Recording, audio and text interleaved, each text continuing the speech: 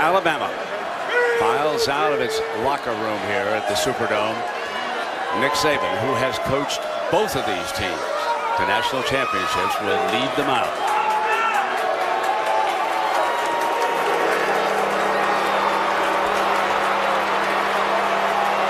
So the tide will roll out, and what a great feeling for these young men.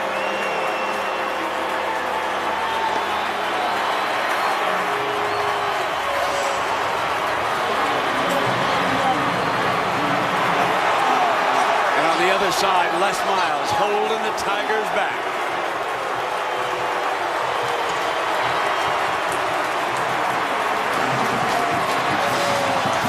Now LSU's turn.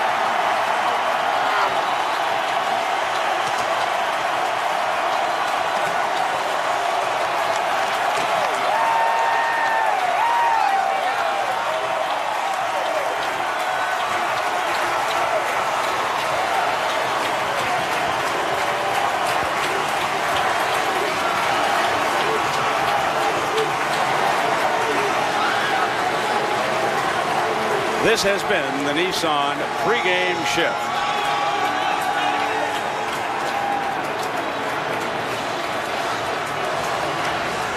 No, these are the moments and the faces that we all remember so well. Epic battles, even more epic retaliations. The cause and effect. David versus Goliath.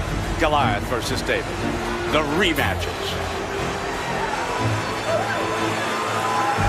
The thriller in Manila. Ali and Frazier. Wimbledon, McEnroe and Borg.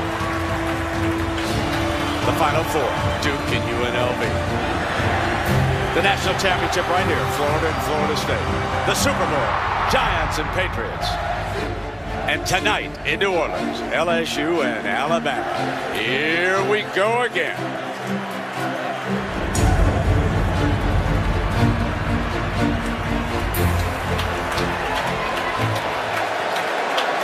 So now the captains assemble. Tyrann Mathieu, of course, on the other side. And you're taking a look at some fellas from the New Orleans Saints who are going to be honorary captains. That's Heisman Trophy, former Heisman Trophy winner Mark Ingram recently underwent surgery on IR. His teammate Roman Harper, and of course representing LSU, Devery Henderson, their outstanding wide receiver. All three of these fellas played for the Saints this year, and there are honorary captains.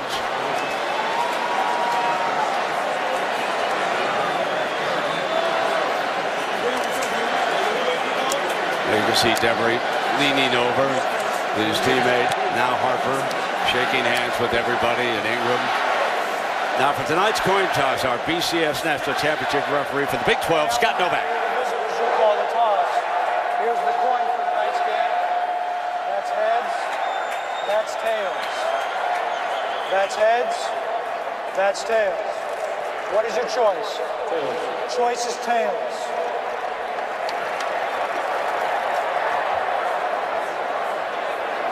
It is tails. You won the toss. Alabama with the ball. You want the ball? Which way you want to kick? Put your back there. LSU over here. Start the first half. LSU will receive. Good luck.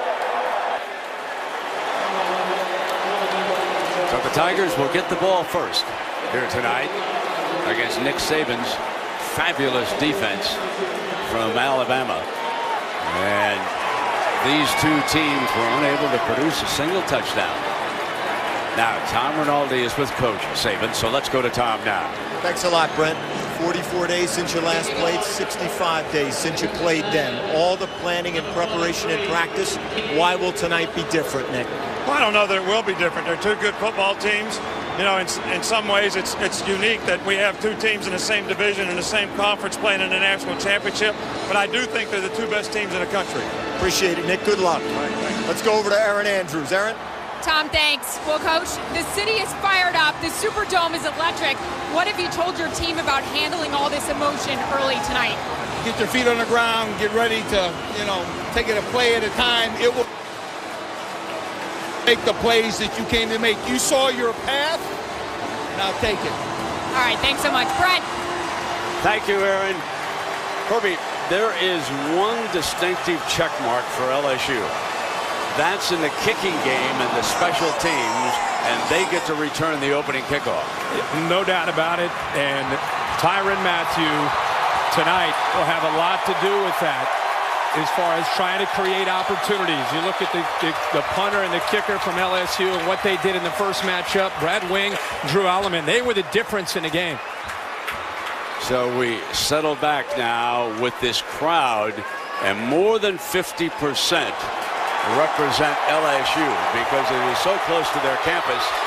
They picked up the extra tickets. There doesn't seem to be a question about that. No, you look around this beautiful venue, and you can see a lot of purple and gold. And you know, it's not by accident. You go back and think about 07, they won a championship here. In 03, and their crowd had a lot to do with both of those championships against Oklahoma in 03 and Ohio State in 07. So Cade Foster will put the ball on the tee, and as we get ready, folks, settle back and enjoy the sights and sounds. The BCS championship is about to begin.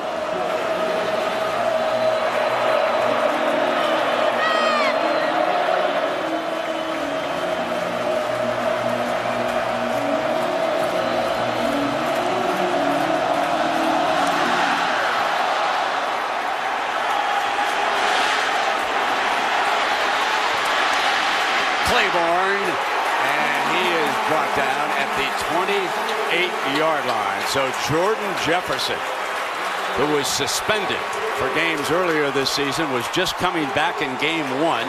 But because Jarrett Lee threw a couple of interceptions in that game, Herbie, he is now the man for LSU. There's two things. LSU's had a chance to prepare all this time with Jordan Jefferson knowing he was going to be the starting quarterback, and Alabama's defense has not prepared for Jarrett Lee. They've been getting ready for number 9 and everything he can do with his arms and his legs. So Michael Ford will get the first series. They'll try to get to the edge, but not on the first play. And there, the linebacking core. Upshaw comes up to make the thumping hit on that. As we take a look now at Ford, the running back, and you can see the key men. Ruben Randall, so pivotal with their game plan here. P.J. Lonergan is back and quickly on the snap. And there is the man, Randall, that they want to go to on the slip screen, and that'll give them 3rd and short. Now, Ruben Randall's their difference maker on the outside. They feel like if they can get him matched up one-on-one, he can make some big plays for them. One thing that LSU feels that they've got to be able to do against the size and the physicality of Alabama and their linebackers, get the ball out to the edge in a variety of ways. Kenny Hilliard, the talented freshman, is going to come in at tailback, and he'll bring J.C. Copeland with him as the fullback. This is 3rd and short. Hilliard wants to make sure that he's got the check with Jefferson. Fumble on the snap. Jefferson will have to eat it for a loss.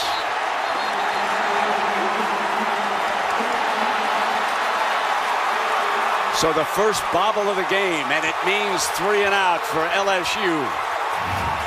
It's the first 3rd down of the game. The emotions are high. Jordan Jefferson's got to keep his hands in there a little bit better with Lonergan trying to reach out there to make a big block. The emotions of the game are going to be so big here. Now here's the key guy that you have talked about for days, Herbie, as Les goes over. Here is Brad Wing from Australia. For 15 years, played Australian rules.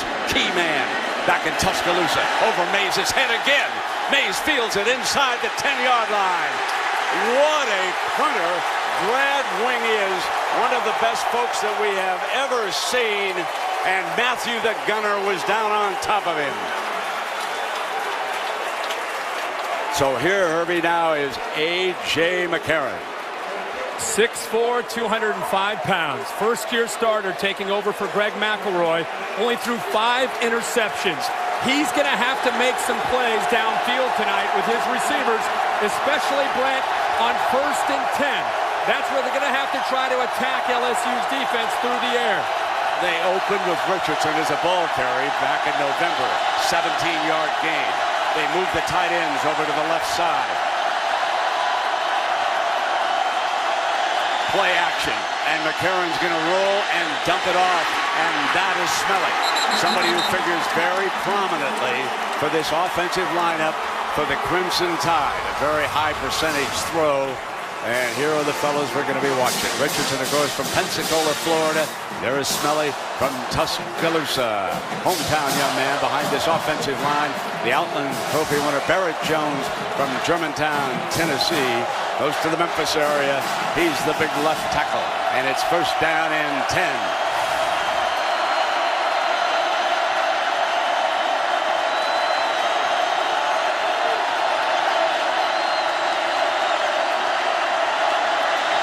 Play action again. First two plays, passes. First two to Smelly. And that's to the 29-yard line. And Brandon Taylor with the stop for this very talented defense. A little bit smaller than the Alabama defense up front. But keep an eye on Brockers and Logan. They are the unheralded key. And the linebackers, they like to get 5 and 6 defensive backs out. A big first down puts them in jeopardy. And this may be the best secondary in all of college football. Speed, speed. Second down now for the Crimson Tide.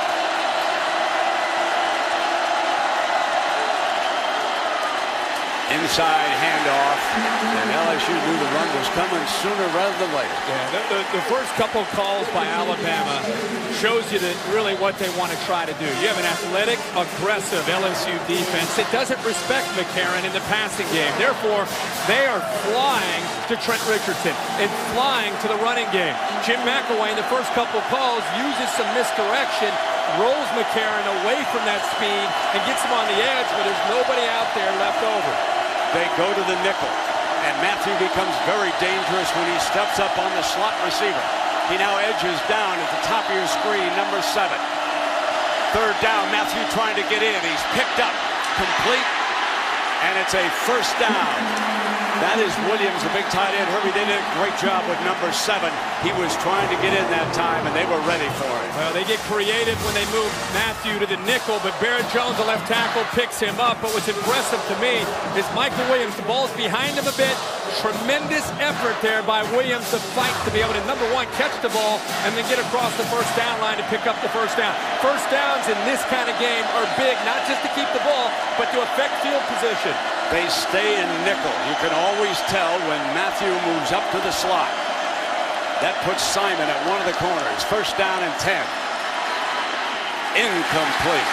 Mays was coming across that time, and Kevin Minter, the middle linebacker, picked him up. Talked about how on first down they've got to throw the ball. They've had 3 first downs, and they've had 3 passes on those first downs, trying to break tendencies. This time LSU gets a little bit of pressure on McCarron, forces him out of the pocket and to throw the ball before he's ready to. LSU expects a running play. Francois checks back in off the sideline to give him the extra linebacker.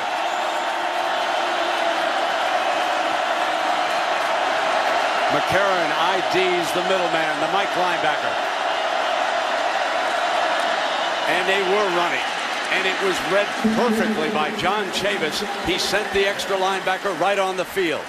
Well, what they're able to do is just look at the personnel groupings. When they see a certain group, and they saw that case, a couple tight ends come into the game, and that's what forced them to be able to put their more base personnel with the 3 linebackers, more physicality to be able to hold up against the run. Still a pretty good gain because it sets up a 3rd and manageable here for Bama. Here's the defense that Jim McElwain calls the Freaks.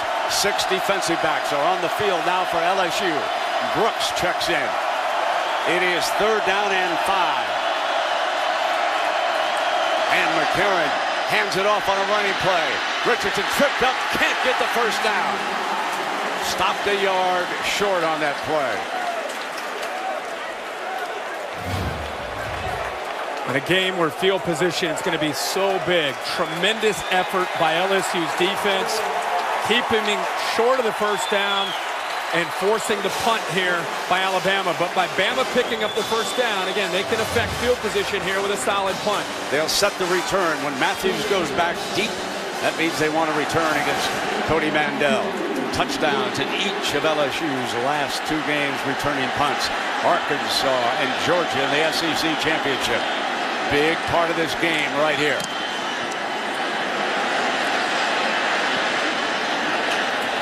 Out of bounds, they keep it away from number 7.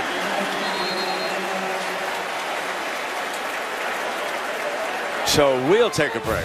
And when you come back, LSU will have the ball again.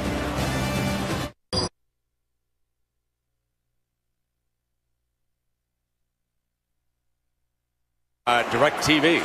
If you call yourself a sports fan, you gotta get DirecTV. The city of New Orleans on a Monday night. So if we want to compare punters, Herbie, Wings punt 59 yards and Alabama's first punt only 33. Now Hilliard stays in as they go to that pistol formation. He's directly behind Jefferson. And it was stopped, but it looked like they were going to bring option to the wide side of the field. Prior to the snap, false start on the offense. Number 72, 5-yard penalty. First down. Alex Hurst, the 6'6" right tackle, moved a little early. So a couple little mistakes here by LSU. Remember on this third down snap, and now the false start. It's the last thing that Jordan Jefferson and the Tigers can afford to do against this Alabama defense. They put Randall in the slot. They're determined to try and keep the double team off him tonight if they can. Beckham is out wide. That's toward the bottom of your screen. They come back with the freshman running back. He is a big boy, and Les Miles has called this big boy football. And when you go against his Alabama defense, Herbie, you are playing against some big boys. Now, Nick Saban likes to get all his pressure up front with 7. Does not like to have 8 in the box if he can avoid it. Second down and long. There is that option look that we were expecting, and Jefferson a little bit sloppy. That is a slow developing play by Jordan Jefferson against Alabama. I understand running the option, get the speed to the edge, challenge the size of the Alabama linebackers. But if you're going to make a run, these safeties and corners are up to run support. You can see Mark Barron early in this game, a big factor defending the run, very physical, and understands this defense as well as anybody. But Jordan Jefferson, when they run option, he's got to attack and use his speed. So third down and 10, and Spencer Ware in as the running back.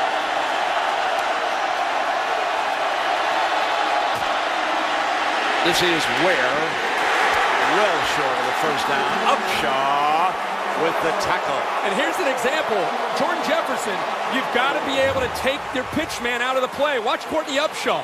Not only is he forced to pitch, then he runs down the line and makes the play on Spencer Ware. The quarterback has to take away the pitch man, account for him, and then Ware may have room to be able to get to the edge and be able to pick up a first down. So Mays will go back deep again, and here's that battle. Brad Wing. He can do it rugby style on the move. Straight away like this. Boom it. And Mays will return this from the 25. Comes right up the middle. 40, 45, 50. Mays breaks. Wing is there, and he's out of bounds. Towards the end of that play, he looked like he was hurt. Yeah, he looked like he pulled a hamstring or something. Sure did. And towards the end of that play, he almost just gave up on the play and went out of bounds. And he is a true leader for this team. He played in the first matchup with a sprained ankle. And for his sake, you hope that's just a cramp. We'll take a break, but before he limped off, Mays gave the Crimson Tide a golden opportunity. There you can see he pulled it up just shy of the 40, and then he steps out of bounds. So when we come back, Alabama will have the ball on LSU's 26-yard line.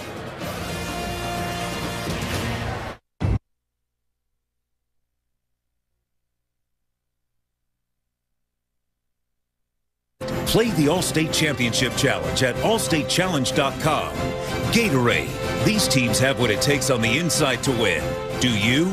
Join the conversation. Ford. Drive one. And DirecTV. If you call yourself a sports fan, you gotta get DirecTV. Call 1-800-DirecTV. Wonderful views of the Superdome, courtesy of the DirecTV Ultimate Picture Cam. So Herbie, Alabama with its first golden opportunity. Mays will go back to the locker room after apparently pulling a hamstring. A 49-yard return, And it gives Bama the first golden opportunity of this championship. And on first down, McCarron got time, comes in underneath, and a sliding catch at the 10-yard line by Darius Hanks, who must now become the go-to guy. And let's see if he gets his knee down before he slides out of bounds. Tremendous effort. Looks like that right knee got down. I'm sure they may take another peek at this. But another 1st and 10 pass by Alabama. Breaking tendencies. They know they have to throw the ball against this LSU defense when it's more on when they want to throw, not allowing LSU to dictate when they throw the football. Constantly shifting tight ends. Offensive coordinator Jim McElwain. From the pistol, Richardson has jumped in the backfield. Big Benny Logan was the first man to hit him.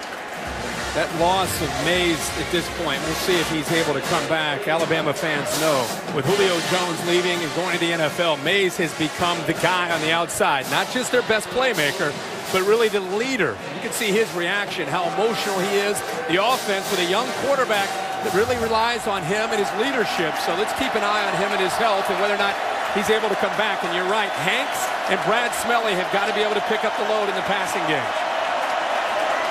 Now they bring 2 tight ends tight to the right side of the formation on 2nd down and goal.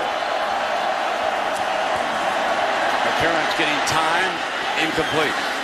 It'll be 3rd down, and Michael Williams was covered that time in the corner of the end zone. Remember the first matchup when Alabama moved the ball at will at times. They'd get inside the LSU 40-yard line, and they were unable to come away with points. Their first 3 drives, they moved the ball, and they ended up missing 3 field goals. Now here they are again, in plus territory. Can this game, can it be different? Are they going to be able to execute down here and get touchdowns and not settle for field goal attempts? Now they send Richardson out of the backfield, out with Kenny Bell on Hanks. 3 receivers to the left. McCarron checks to the right. Pump fake, going to get hit from behind on the throw and gets it off in time. So it was out of bounds. Brad Smelly makes the catch. But the field goal unit, I believe, is jogging onto the field. And this has been a kind of a reoccurring theme for Alabama this year when they got into the red zone, not just against LSU and their struggles in that game, but really without a true threat out at wide receiver, outside of Mays. Look at what they've done when it comes to scoring touchdowns. They've only been able to convert 58% of the time for touchdowns. 23-yarder.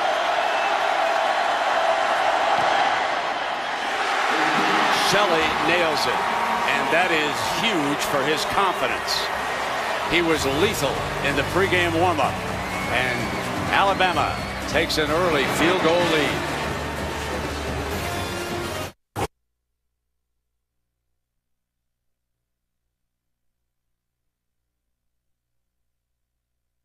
In December, what a fine young man. And believe me, a lot of NFL scouts are getting very interested in RG3. Kate Foster with the ball on the tee. LSU has struggled on offense. Both times they've had the ball 3 and out. Now Claiborne is a terrific kickoff returner. Fields this one from the 8. And great coverage by Bama. He's down at the 27. So it has been a tumultuous season for LSU off the field in many ways. Offensive coordinator Steve Craigthorpe was diagnosed with Parkinson's disease and was replaced. Russell Shepard, wide receiver, suspended. Jordan Jefferson, Josh Johns were arrested. There was a fight in a bar in Baton Rouge. Jefferson's charges were reduced. He came back to the team. And then, of course, Matthew, Ware, and Simon were also suspended. And somehow, Les Miles and this coaching staff kept this team together. Alfred Blue, the running back. A leaping grab by Odell Beckham Jr. Maybe that'll settle Jefferson down. Herbie, if anything, Jordan Jefferson just has not settled into the game. They're coming up quickly to the huddle. They're coming without it. So they're going to go fast now. Jordan Jefferson keeps it. That's what he can do. Hurt you on the run. You were critical of his option ability, but when he takes off like that, he's a strong one. Well, and he's got to be able to make a difference when things are covered. This Alabama defense will cover down a lot of things, and his legs have got to be able to create and keep plays alive. This tempo, I think, has as much to do with trying to get him to not think as much and just play the game. Trying to pick it up, and here he is on a read and nothing doing, and that was Kirkpatrick. And this is what Alabama's defense has learned from the last time they faced LSU in that option. They're going to play a little bit more cover two, which gets a corner up and run support. Kirkpatrick is there, able to make a play. LSU averaged 8 yards a carry in the first matchup when they ran option with Jefferson. That time, Kirkpatrick's there to make the play. Jefferson fires, and that is complete to the 47-yard line, and Beckham again. It's a big completion because now they get back to where their comfort zone is, where they're a little bit closer. 3rd and 4. They need to avoid those 3rd and 6 plus chances and get to 3rd and 3 to 4. Nickel coverage on this. They drop it off to Blue, who's going in reverse against that defense that time, and that was C.J. Mosley. Well, C.J. Mosley had Alfred Blue man for man coming out of the backfield, and what was amazing is with that hurry up, Mosley's just running out of the field, and he looks up and he's, oh, I got 4, I got him. All of a sudden the ball's right there, and he's able to make the play out in the flat. So Alabama a little hesitant getting the right personnel and getting the call in, but it didn't backfire on him. So Alabama, with Mays out, now faces his first big decision as Brad Wing will come in. He's late to get on the field this time. Got it off in time, and a fair catch is signaled at the 10-yard line, and that was Christian Jones, a young freshman receiver who was back as the punt return man.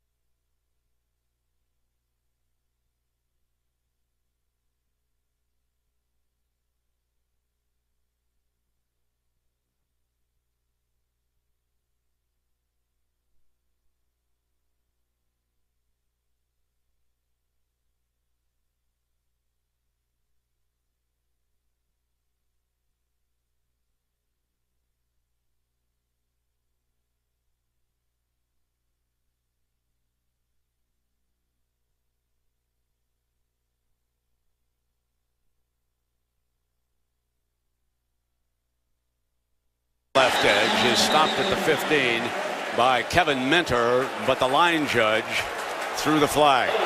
Offside, line of defense, number 94. 5-yard penalty, 2nd down. Kendrick Adams, the defensive end, guilty. LSU has made more mistakes than Alabama. And Mays, if he can come back, is big here for Bama. It'll be interesting to keep an eye on him. As I said, he's a true leader for this offense and one of their best playmakers when it comes to the passing game. His presence coming back out will get a reaction from the Alabama crowd.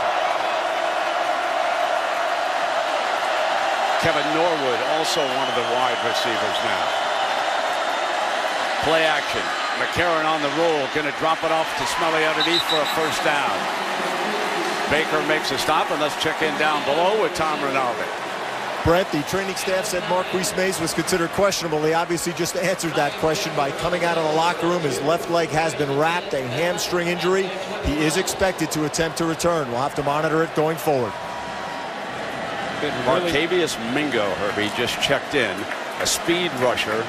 And instead of lining up in the left, they've been working him on the right side of this defensive line all week in practice. And he'll sit down over there.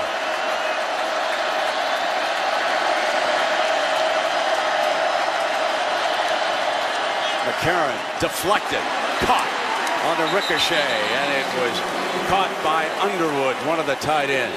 And this defensive alignment here, Mingo, because he's so athletic, you can see that he can drop back out into the flat, but looked like that time Benny Logan just puts his big hand up there to knock the ball down. But what tremendous concentration here by Underwood. And what I love what Jim McElwain's doing right now is he's moving A.J. McCarron around. Now they have Barrett Jones lined up as a fullback here. He's showing a lot of different looks. 14 plays and 10 passes by Alabama. They have broken tendency here. And they come back with Lacey. And he is stopped right at that first down marker. And he appears to have moved the chains. Yes, he has for Alabama. There's an overload to the right where Barrett Jones, their All-American left tackles, lined up as a fullback and then moves up to the right side, and they overload that right side. And again, just a different look. You have all this time to prepare, and Jim McElwain clearly taking advantage of it. A lot of different formations and personnel groupings, trying to create some confusion for LSU. McElwain loves an unbalanced line. Now they shift 2 tight ends over to the left. First down and 10. Final seconds of the opening quarter. And here's McCarron. Gonna go deep. Leaping catch. Ball is grabbed at the 38-yard line, and Norwood off the bench made the leaping catch for Bama as the first quarter comes to an end. Well, we talked about who's going to step up with Mays out, and here is Norwood, a sophomore, only has 7 catches on the year. Tremendous effort to go up and over the Honey Badger and make a huge play on another play-action pass on 1st and 10. Honey Badger better care about that one. That's 26 yards. And this young man in his zone has put a charge into the Tide, playing with some confidence, Herbie, which is what he said he lacked in game 1. Enjoying himself. First quarter's come to an end. Bama leads it. Do you have a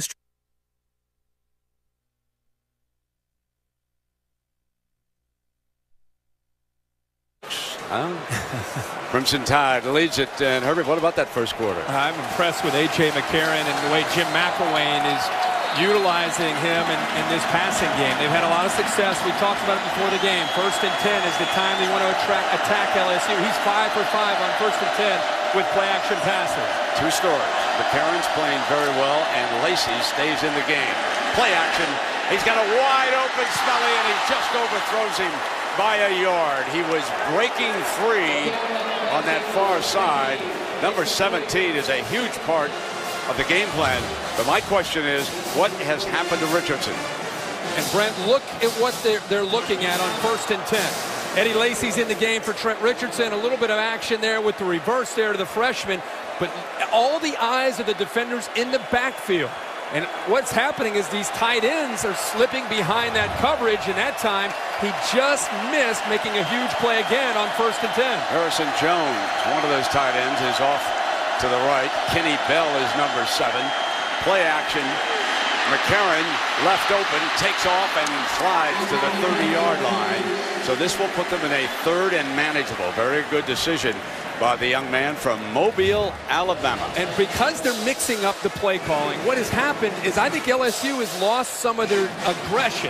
And I think the pass protection has been outstanding for McCarron. He's had time to evaluate, look down into coverage, and then here he makes a great decision to pull the ball down and instead of throwing it away, pick up some valuable yardage. Lacey stays in as the running back in 3rd down. They now shifted to a power formation. Pressure from the linebackers, and Lacey not going to get there, and you're going to wonder why number 3 wasn't on the field. That was Matthew came up to make the stop. Well, you see it, Matthew back here, and he's going to get in run support. And Brent, you're right, the first matchup, you know, Trent Richardson had 3 touches inside the LSU 40-yard line.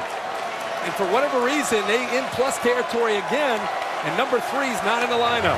Cade Foster trots in. Here comes your 49-yarder.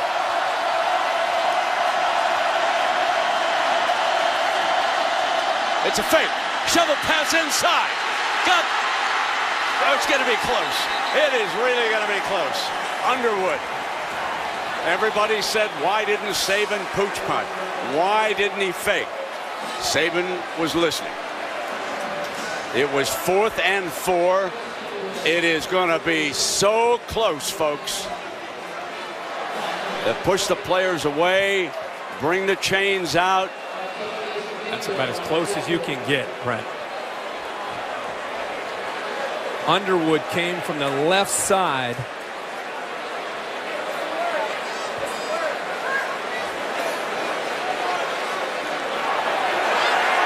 Wow. Alabama moves the chains by an inch.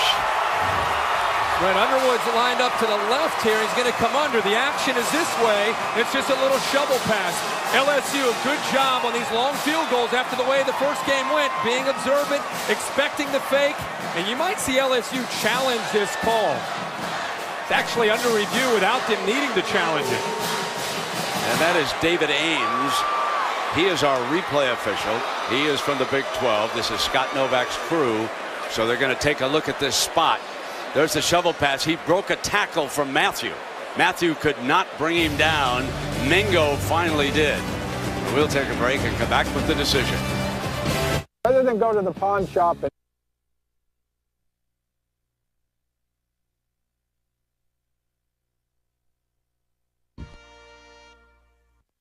well, it is a first down for Alabama. Chris Underwood was able to pick it up by an inch. And now A.J. McCarron, and here comes Trent Richardson. He is back on the field for the tie.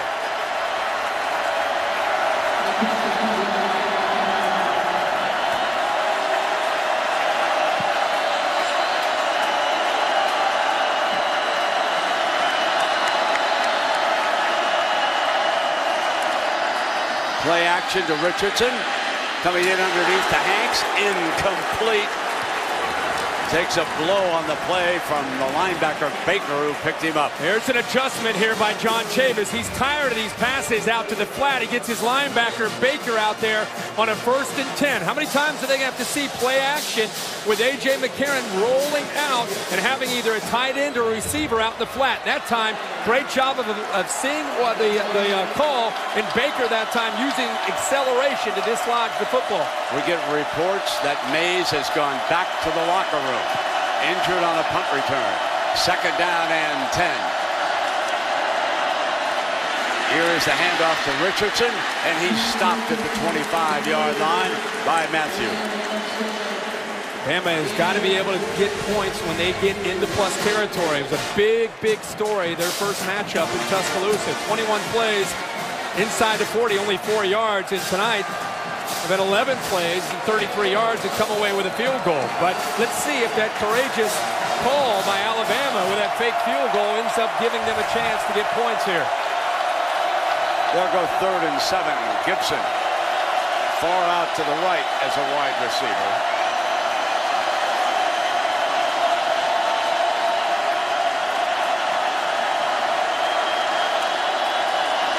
McCarron throws quickly, incomplete. And it is 4th down, and Matthew with coverage for LSU. Interesting, they look for the matchup, and they go for Norwood, who made the big play earlier against Tyrann Mathieu. And he's very physical at the line of scrimmage. Timing there, McCarron trying to get the ball out of his hands, and I'm sure some of the Alabama fans are saying, what about pass interference? Tight coverage by Matthew there. Now Shelley is on the field for a 42-yarder. He put Alabama ahead 3-0. From the left hash. Blocked. And that excites the LSU crowd. Brockers, the big defensive tackle, gets a hand on it.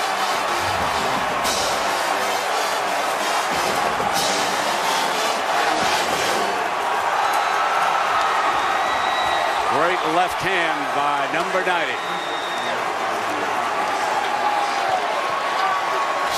Those two defensive tackles, Logan 93, Brockers 90.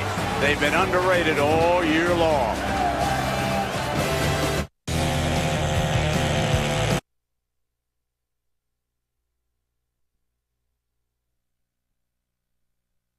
One of a kind with the IMA hashtag on Twitter. Taco Bell, think outside the bun. Tostitos. Tostitos knows how to party. And Bud Light. It's the sure sign of a good time. Here we go. Well, fans were celebrating at a party at the Bud Light Hotel this weekend, getting geared up for tonight's big game. And so far, Herbie, the LSU offense hasn't done much, although Jordan Jefferson has completed his first 4 passes. Yeah, Jordan Jefferson, only first down of the game for them was a scramble. And here again, another miscue here by LSU. All-star on the offense, number 72, 5-yard penalty, first down. Nick Saban at the end of that drive, when they settled for a field goal, their kicker ends up missing it. And after everything that happened in the first game, Nick Saban here comes over to him and addresses him. Tom Rinaldi, standing right there, you can see him in the background, actually said, the Coach Saban went over and said, hey, we believe in you. We're going to come back to you. You're our guy. I love to see a coach early in the game reinforce the confidence that he and his team have in him. That's a 3rd penalty against LSU. Here's Beckham. They try to set a screen and nothing doing as Menzie, the corner, Daquan Menzie, came up and made a fine play. And there are arguments that this may be one of the best defenses of all time in college football, this Alabama group. You think they need help? You think 1st and 15 is the way to try to attack Alabama? Now they're at 2nd and long, and when you get behind the chains against this defense, they're going to get very creative, and that's when they can get very, very aggressive with their blitz pressure. Randall is in the slot to the right. Jefferson looks in that direction. Juggled, and he hangs on to it. Made a fine juggling catch to the 29-yard line with that. Well, I'll tell you what, that was almost a big play for Alabama. Dante Hightower here, and let's take a view from the DirecTV Ultimate Picture Cam. He jumps the route. Almost got his left hand on it. Almost a step away from being able to step in front of that and take it into the end zone for a touchdown. Now Spencer Ware replaces Kenny Hilliard in the backfield. He's number 11 for the Tigers. Jefferson is back in the gun. It's 3rd and 7. Randall back in that slot again. Jefferson looks in that direction, comes in underneath, and incomplete. Using Ware as a receiver out of the backfield. And again, LSU cannot mount a drive against Alabama. It's also interesting that Alabama brought 4. They didn't blitz. They didn't bring pressure. Forcing Jordan Jefferson to read zone defenses, which sometimes for a quarterback can be a lot tougher than being able to see the coverage in man-to-man.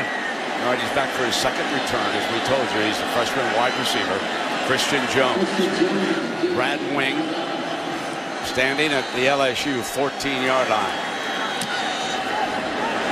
Low, and drops it at about the 25-yard line. So Alabama will have the ball, and McCarron in the early going is 9 of 15 for 92 yards.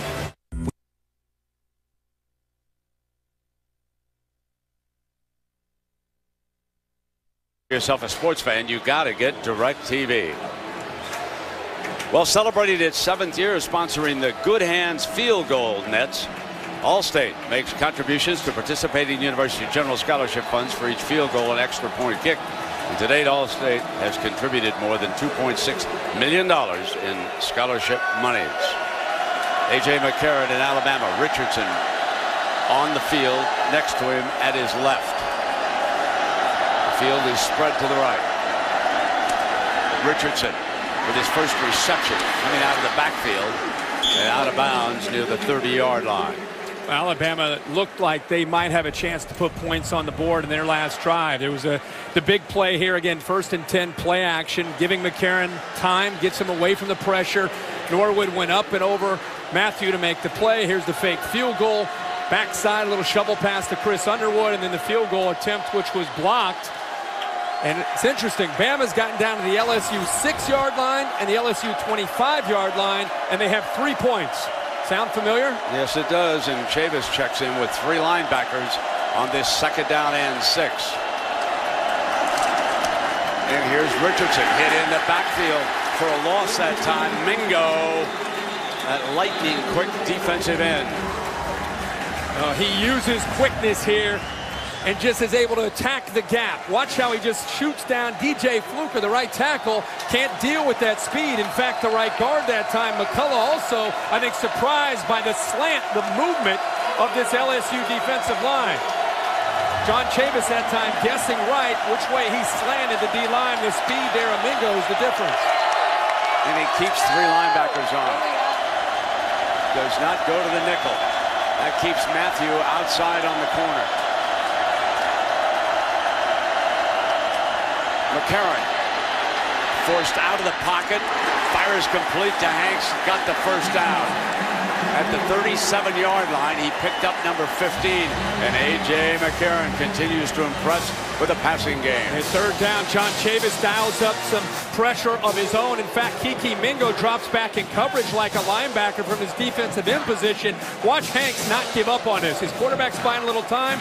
Little rub route there. Not only catches the ball, but deals with Eric Reed, who makes a big hit there to try to dislodge that football. But right there's the young man that has got to step up. With Marquise Mays down, Darius Hanks, the senior's got to be able to make plays.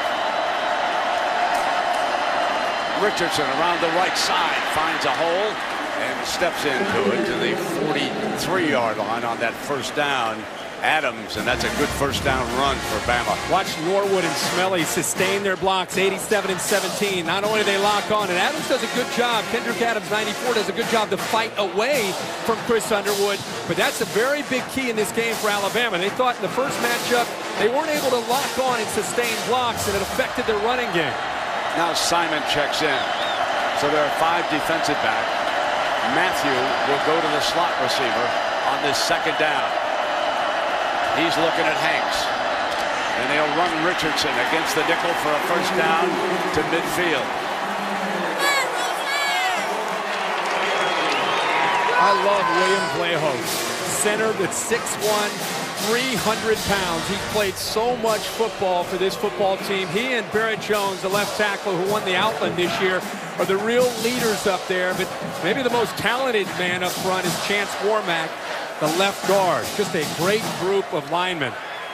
Now Taj Jones is back as a linebacker. That'll bring Simon back out, and Matthew will go back to corner. First down and 10. Claiborne up in bump and run, and so is Matthew. Trying to get a linebacker pressure. They can't. Smelly comes underneath, and well sniffed out by McElwain. He read what Chavis was up to that time. And it's to the 45-yard line. Can't say enough about A.J. McCarron. I know Alabama's not putting points up on the board, but he's seeing this defense right now. The 44 days of preparation has allowed him, some fans upset, maybe thinking about a late hit here, but he's seeing the coverage and getting the ball out of his hands quickly. Seems to just have a presence about him tonight that we didn't see in that first matchup.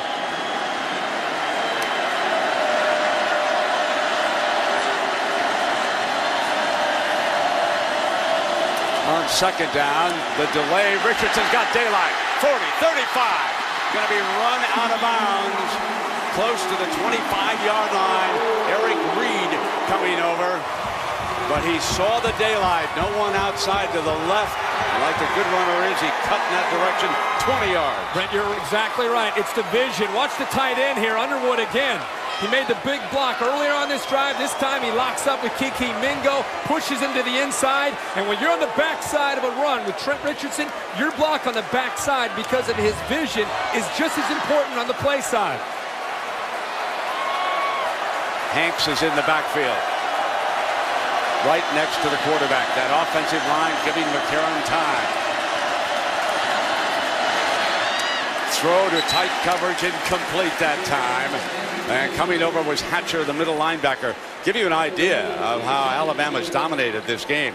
They have 10 first downs to LSU's 1 so far. And it's interesting that in the first game, and I thought it would be different in the second game, Trent Richardson, when Alabama gets into plus territory, goes out of the game.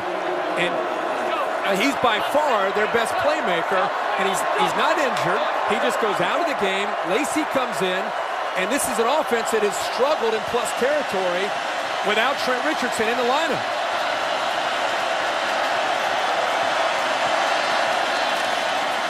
Delay with Lacey. Spins to the left and crashes inside on a fine run. His best of the night to the 16-yard line, and Claiborne cleans it up. Bit of a risk here by LSU. They brought the house. A lot of pressure. They brought their linebackers, and that's going to be feast or famine. You're either going to make a play in the backfield, or if the back's able to get around him, there's a lot of room to run. It's a good job of picking up the blocks up front and pushing Ryan Baker outside. And then how about the spin move here by Lacey? Brockers and Logan check back into the middle of that defensive front for LSU on this 3rd and short. Lacey, the running back. Smelly, the tight end.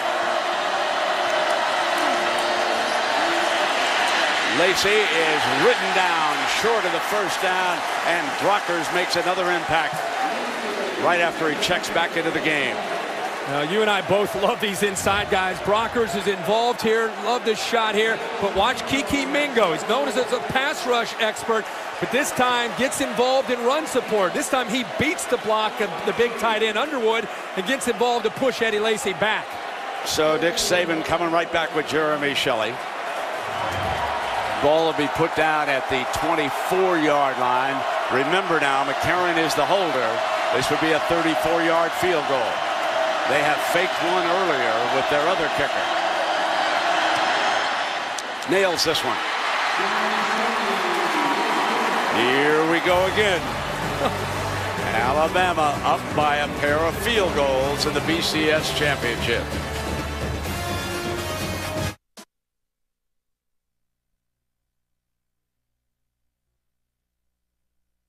Alabama 6, LSU nothing. You know, Herbie, down the stretch with LSU, they had a tendency to fall back in the first half and then come on, and you know what turned around?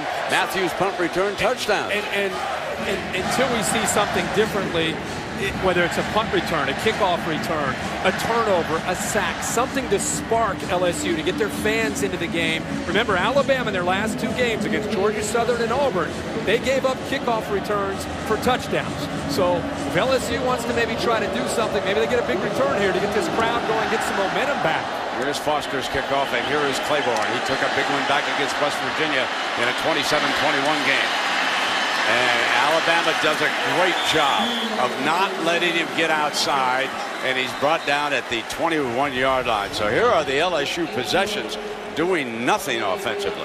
3 and outs, and the one time that Jordan Jefferson scrambled to keep a drive alive, they picked up a first down, but still they ended up punting. So here we are, midway through the second quarter, and they've got 1 first down. It just reminds me a lot of the SEC championship game when Tyrann Mathieu had to give him a spark by having a big punt return for a touchdown. We've got an ISO look as Copeland, the 280-pound fullback, checks in. And the freshman Hilliard, they're determined to get Hilliard going. Here he is. Picks up a couple against that fierce Alabama front. As good as any you will see. They did everything in that game back in November except win. And yes, that counts. But this is a fabulous front 7.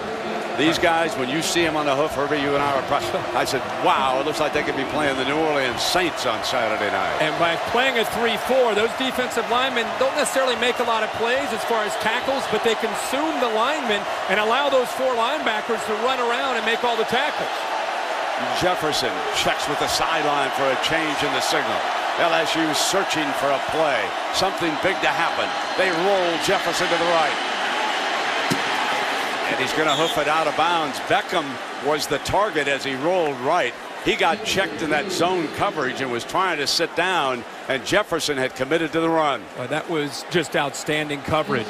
Jefferson's looking in to this defense, and he's trying to find somebody to get it to. Beckham, 33, he's locked up there. There's nobody open, and eventually Jordan Jefferson tries to make something happen there to try to pick up a yard or 2. 3rd down and 5. Claymore, one of the tight ends, number 88. Spencer Ware, one of the better receiving running backs. They're very deep at that possession, but so far Jordan Jefferson has been confused. Quarterback draw, steps out, and it's stopped. The line judge. Prior to the ball being snapped, timeout, LSU. First charge of the first half. A 30-second timeout. So LSU burns a timeout here with 2:44 to go. You know, Herbie, the easy thing to say is maybe we should see Jarrett Lee, but you know, that's that's not always what you want in this situation. Jefferson's a better athlete than what we've seen here so far. Yeah, and I think it's a little bit premature. Remember the game in Atlanta when they played Georgia, they couldn't get anything going offensively. They had a big punt return, and after that, not only was it a punt return for a touchdown, but it seemed to get Jordan Jefferson, and it got him some momentum. They're a play or two away from this team gaining some confidence. I know it's much tougher to do against Alabama. If I'm looking at LSU, the one thing they've got to be able to do is take some shots downfield. Try to get aggressive with your play calling and give Jordan Jefferson out on the edge where he has the ability to run or throw. But you've got to do something to slow down the aggressiveness of Alabama's defense. Sinceri is the free safety for Alabama on this series. 3rd down and long. He's back in center field. Terrific special teams player, son of an Alabama assistant coach. Low snap. Jefferson picks it up. Nothing doing. They are forced to punt.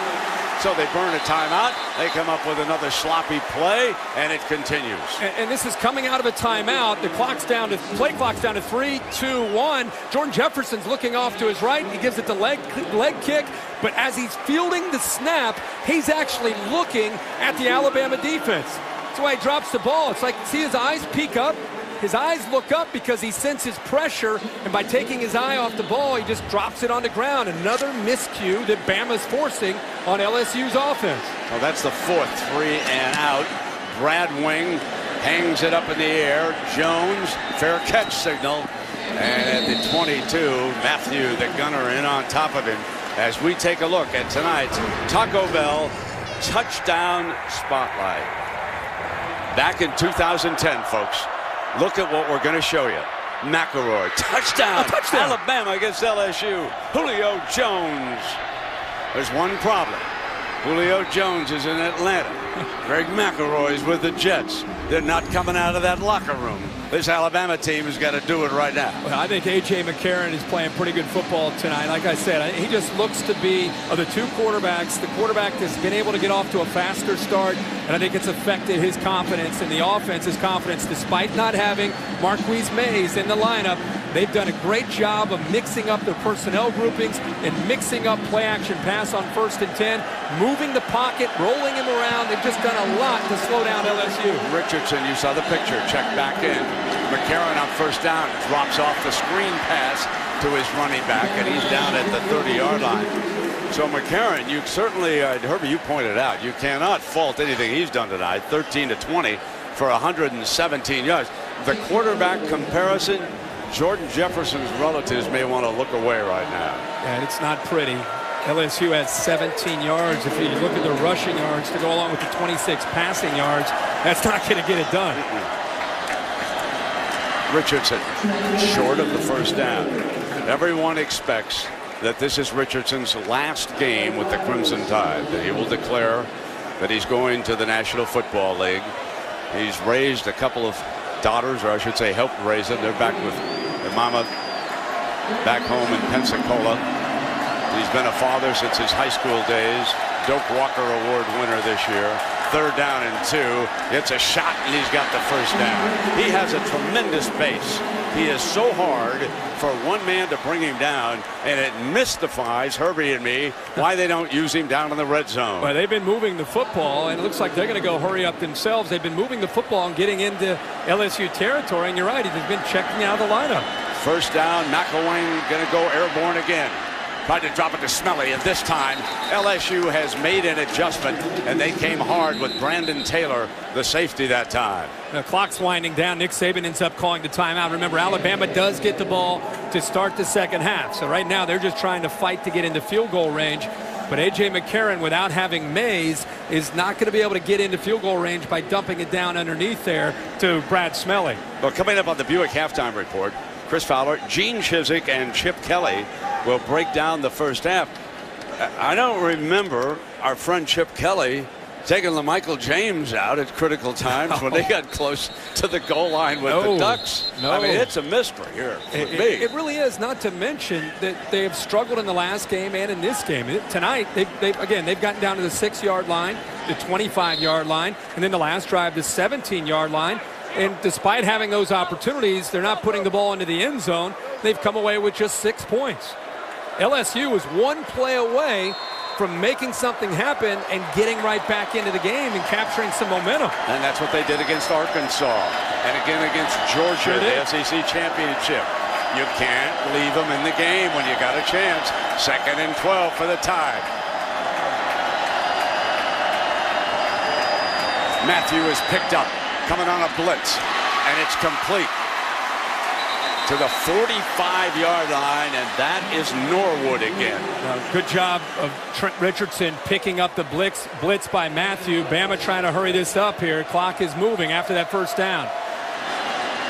Karen in underneath with a completion to the 41-yard line. Simon makes the stop on Williams, the tight end. Now Bama with 2 timeouts in 21 seconds. They used one. Again, Nick Saban trying to help out, making some timeout calls here from the sideline. Bama very impressive with Norwood and what he's been able to do here, making a few catches. Got a couple catches for 46 yards. And Trent Richardson picked up Honey Badger coming off the left edge to give McCarron a little bit more time. As long as you see where he's coming, gives you a chance there. McCarron steps up into the pocket to make that throw. Is that one of the great nicknames that we've had in college football in a long time? Number 7, the Honey Badger with that dyed blonde hair. He didn't know what it was, so the coach, John Chavis, went and got that YouTube, and it showed him what a Honey Badger does over there in Africa. Honey Badger don't care, and Matthew now, he loves it. There's T-shirts all over New Orleans and Baton Rouge. 2nd down and 6 now. The safeties are deep for LSU. McCarron on the move, throws on the run to the sideline, and it's a great catch over there and stops the clock across the 30-yard line. They come back again to Norwood. Yeah, Kevin Norwood with another opportunity. The sophomore is making some plays. How about A.J. McCarron keeping the play alive, getting away from pressure? I'll tell you, he's a better athlete than I think people realize. It's 6'4", 205 pounds. He had a great smile on his face after practice the other day, and he said, you know, I've just got to enjoy myself more. I've got to turn it loose, and that's what we've seen here tonight. 17-24. Here comes the blitz. Picked up. A.J. throws to Hanks. Trying to break a tackle from Matthew, and he keeps going to the 23. 6 seconds on that clock. Nick Saban's already called the timeout. With 4 seconds. He's looking at where the ball is spotted and how far this field goal is going to be.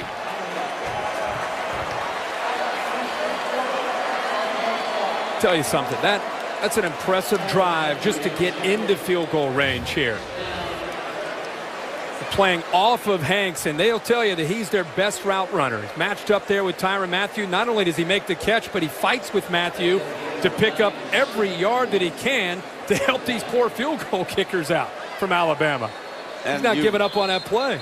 And you saw Saban on the headset. They're making a decision as to who to use here. You know, in long field goals, it's been Cade Foster, but Shelley was impressive in pregame warmups, and he's going to trot out now. He has hit the 2 here tonight for Bama. Keep in mind that McCarron is the quarterback and holder. 4 seconds remaining. It'll get put down on the 32. Here comes a 42-yarder for Jeremy Shelley.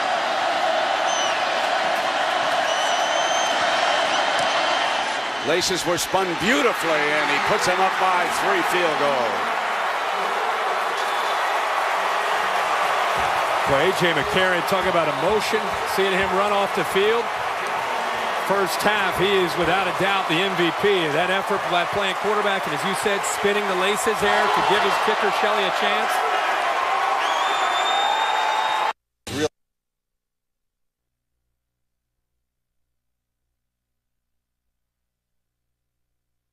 Cross midfield. As you take a look at our numbers right now, with Bama leading by 3 field goals here, Herbie. I tell you, LSU should be very grateful that their defense has played well enough to keep them in the game. I mean, Bama hits the field goal there at the end of the half to make it a 2-possession game with 9 points. But it could be a lot worse, considering how bad LSU's offense looked in the first half. If I'm Les Miles, I'm in there at halftime and say, fellas, we're 13-0 for a reason. We've been in these situations. We looked awful in Atlanta in the SEC championship. We turned it around and scored 35 straight in the second half against Georgia. We can find a way to do it again. But in order to do that, Les Miles needs somebody from his defense to make a play to give Jordan Jefferson in this offense a short field to work with. Give him some confidence and try to get the momentum back. Meanwhile, Marquise Mays, the senior from Birmingham, has apparently played his last game for the Tide. Pulled a hamstring, returning a punt actually that set up their first field goal, and the young man very distraught on the sideline about his inability to come back on the field with his teammates. An emotional guy, great leader for the Tide. Coming out from deep in the end zone. And a strong return to the 30 by young Christian Jones, who has replaced Mays as the ace return man. And so Jones, the freshman, gives him a charge here to start the second half. It'll be interesting to see how LSU tries to slow down this offense. A.J. McCarron, they took 18 first downs in the first half, 18 snaps. 16 of the 18 were passes. And they rolled him out with play action a lot of times to take advantage of that aggressive LSU defense. Got him outside, dumping out in the flat. Let's see what they can do to try to contain him and come after him a little bit more to try to create those turnover opportunities. Richardson opens the second half as Williams and Smelly flex over to the right side of the offensive line. And McCarron on first down has been a thrower tonight over the Honey Badger to Hanks. Darius Hanks, who has become the go-to guy, and they burn number 7 on the first play from scrimmage for 19. And great timing and rhythm between McCarron and Hanks. The ball is out of his hand by the time Hanks made the cut to the outside, and they're actually going after Matthew in man coverage. Now that slip screen to the outside, and Bell catches an alley, and Bell in a foot race is out of bounds. Eric Reed chasing him, and the young man takes it all the way into the red zone right now for Bama. Brett, watch Hanks on this block on Tyrann Mathieu to get him to the corner right there. Nice job with a catch and a play. The next play, Hanks comes up with a big block to spring Bell loose down the right sideline. Good effort there again by Hanks. They're only at the 23 when he stepped out of bounds. So a little bit shy of what I had originally thought. And Richardson on the field right now here in the second half does get the first carry. So perhaps they were using Lacey to give him a little bit of a blow here for the second half. But he's staying on the field this time. Keep him on the field. You get into plus territory. He's your difference maker. But Alabama there with a little bit of hurry up, maybe to try to slow down LSU, who you would think would want to come out aggressively, but they got on their heels in a hurry after that great throw by A.J. McCarron. First down has bugged the Tide against LSU. Second down and 10. Wide open Hanks. And he is to the 18-yard line before he's brought down by Mentor, the linebacker. Good job of bringing Hanks. They're moving him around now. Here he is in the backfield. They slip him out. Linebacker comes. Quick throw to the outside. You got a linebacker out there trying to deal with a wide receiver out in the flat. So Jim McElwain, who after this game will become the head coach at Colorado State, is upstairs dialing in plays. There is Jim, young man from Missoula, Montana, out of Sentinel High School, quarterback at Eastern Washington. And here he is with a third down and 5. And he likes what he sees from McCarron throwing, deflected. And that was a chance for Eric Reed to pick it off, but he couldn't quite get there. Once the ball is deflected like that against the secondary, it's a real jump ball. And it's tight windows, Brent. Great effort that time again by Benny Logan to knock that ball away. Reed, you're right, almost comes up with that big play, but give LSU and their defensive credit. They're giving up yards, but they're not giving up touchdowns. So Jeremy Shelley for 35 yards this time. Slides it through from the right hash. Jeremy Shelley, 12. LSU, nothing.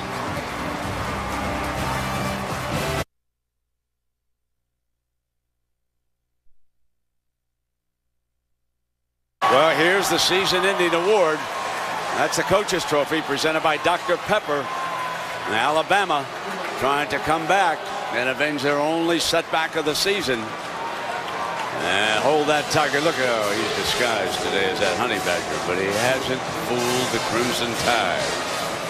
LSU bench looking very dejected and concerned. And Jordan Jefferson, hope he realizes the importance of his drive, getting the ball to start this second half for the LSU offense.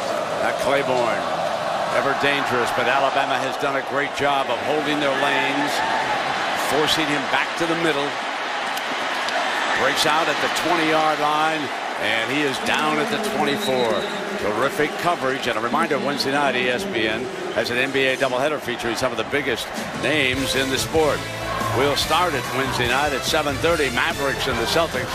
That's at 8 p.m. They'll tip it off, and that'll be followed by the Heat and the Clippers. A lot of interest in that Clipper team this year.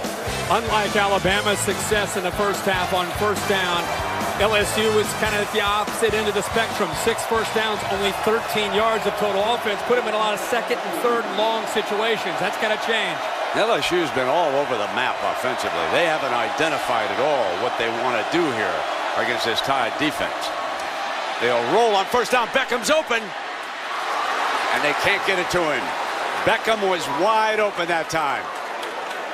This is what we talked about, Brent, taking a few shots downfield against the Crimson Tide defense and being aggressive. The freshman here, a little bit of a double move. He gets behind Kirkpatrick, but Lester, sitting back there in cover 2, is in that area. He's supposed to take out a wide receiver. But I'll tell you what, the angle that he took there, if Beckham was able to undercut that and hold on to the football, he might have been able to escape Lester and get to the end zone. Now that Alabama defense licking its chops. They've got LSU in 2nd and 10 just where they want it. Going to fire again. And they've got it this time. They hook up, and Lester did not get there on Beckham. And that gives the LSU bench a spark. For the first time, a little life down there. Some applause and big completion for 19 yards. LSU's trying to attack right into this window right here. Kirkpatrick's going to slide up. Lester gets back. It provides a nice window right here where they're going to try to throw the football. And the fact that he didn't get anybody to slow him down, Kirkpatrick with his eyes to the inside of the offense made it pretty easy. And that was a nice throw that time by Jordan Jefferson. Kirkpatrick presses to the line. And now they come back with a running play. And Gentry makes the stop for the Tide at the 45-yard line. So it's going to be 2nd down. But again, Alabama's defense winning first down here against LSU. Now Kenny Hilliard, the freshman. There have been 4 running backs used by the Tigers. Spencer Ware, Michael Ford, Alfred Blue, and Kenny Hilliard. Hilliard, the bigger of the backs.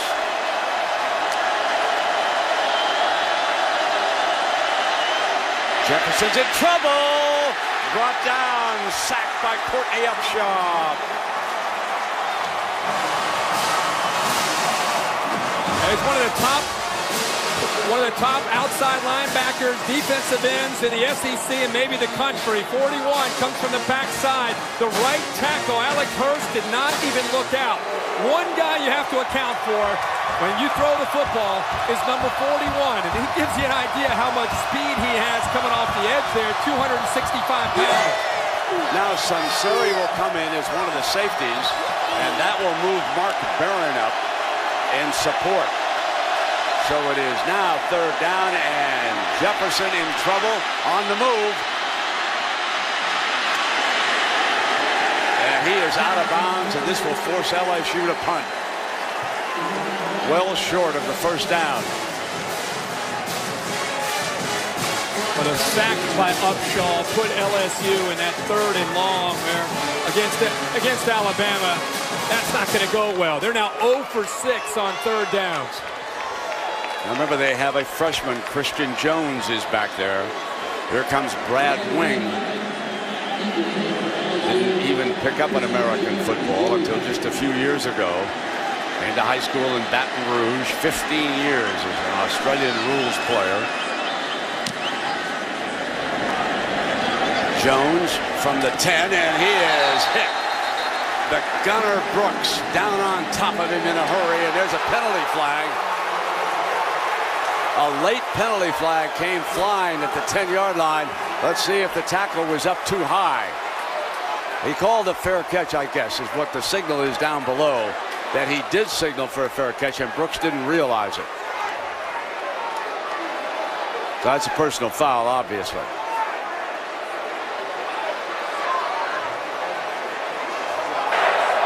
Personal foul. Unnecessary roughness.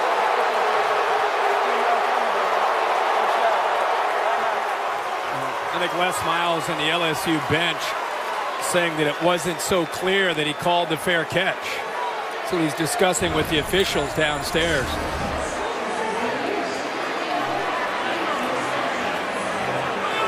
He clearly moved his right arm it's a fair to the catch. outside. Yep. No question about that.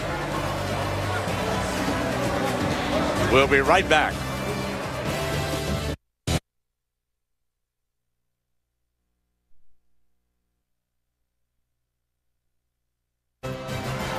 Preservation Hall. If you like jazz, you love that location in New Orleans. Rogers Redding, who is in our booth, the national coordinator of officials, said that that was a legal fair catch signal and that it should have been respected. So it is first down and 10. A.J. McCarron and Alabama up by 4 field goals. McCarron going to go deep. Caught at the 49-yard line. Kevin Norwood again has stepped up huge tonight. Well, he did it in the first half when Mays went down, and it continues in the second half. A post corner.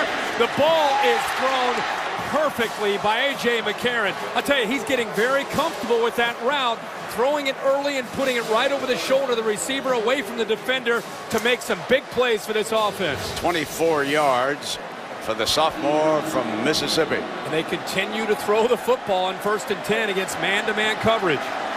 McElwain has been thrown on first down all night long. And he's not stopping.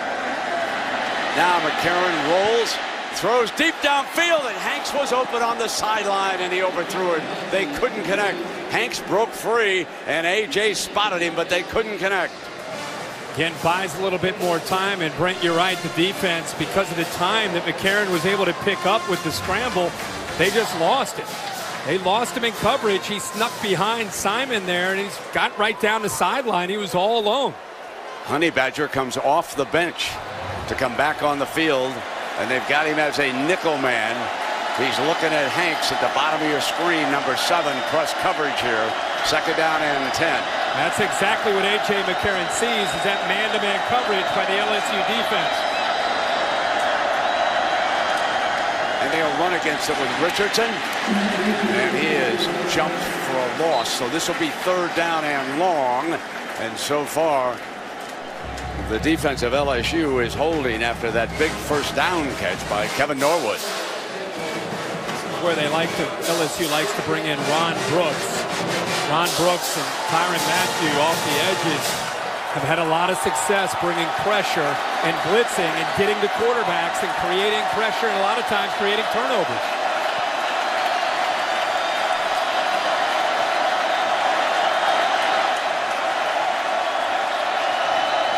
Third down and 11. Up over to Smelly, and Alabama is forced to punt. So the pressure was coming that time from Simon off the left side. Simon was coming in on McCarron. McCarron read it, saw him coming, hit Smelly there, but they're going to have to punt the ball. LSU defense gets to stop, gets the ball back to LSU. You start to think about this. If you're an LSU fan watching at home, Jordan Jefferson is in a funk so far in this game. Do they start to think about Jarrett Lee? Are they going to ride it all the way with Jordan Jefferson? Here's the first thing they're thinking about. Can the Honey Badger give him a punt return? Can he ignite this team? He's standing back on the 10. Mandel is the punter. Will they even give him a chance? Fair catch. And it hits the player, that's Kirkpatrick, had the coverage. He was the gunner. And had he stayed on the other side of the goal line, he might have stopped it inside the 5. Honey Badger did a good job that time of signaling for the fair catch late. Kirkpatrick loses it. He was so intent on number 7, and it'll come out to the 20.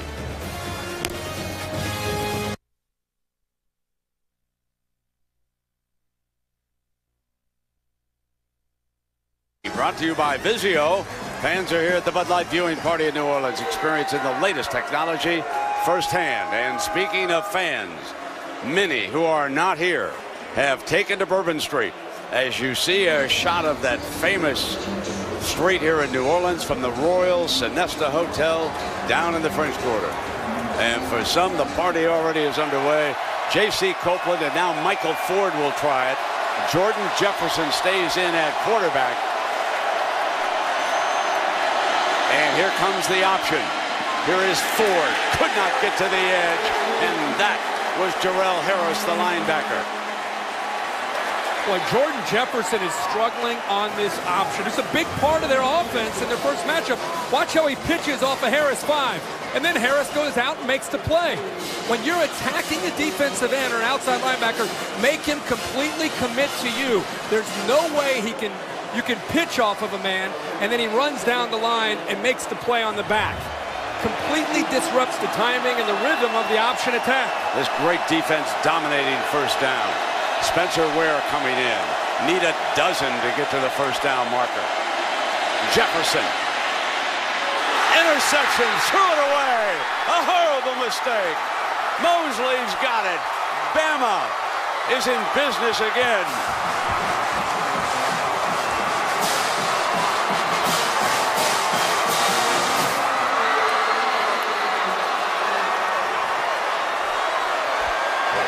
Well, tremendous play here, and again, LSU and Jordan Jefferson. He just throws the ball up, just trying to shovel pass here as he started to scramble. He starts to panic. He has time to make a throw. There's Ware helping out. Then he kind of sneaks out. Ware thinks he's going to take off and run with it, just kind of flips it. And Mosley with a big injury there. Jefferson just thought Ware would stay with him. Ware started to block. Mosley makes the play for the big interception.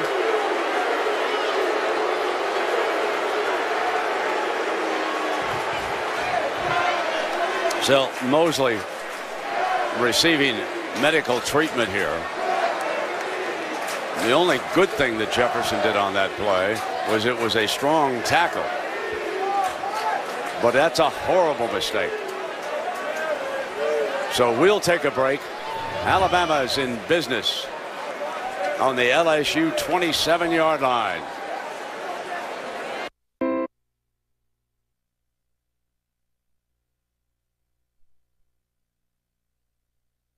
Jay Mosley has been carted off the field, and terrific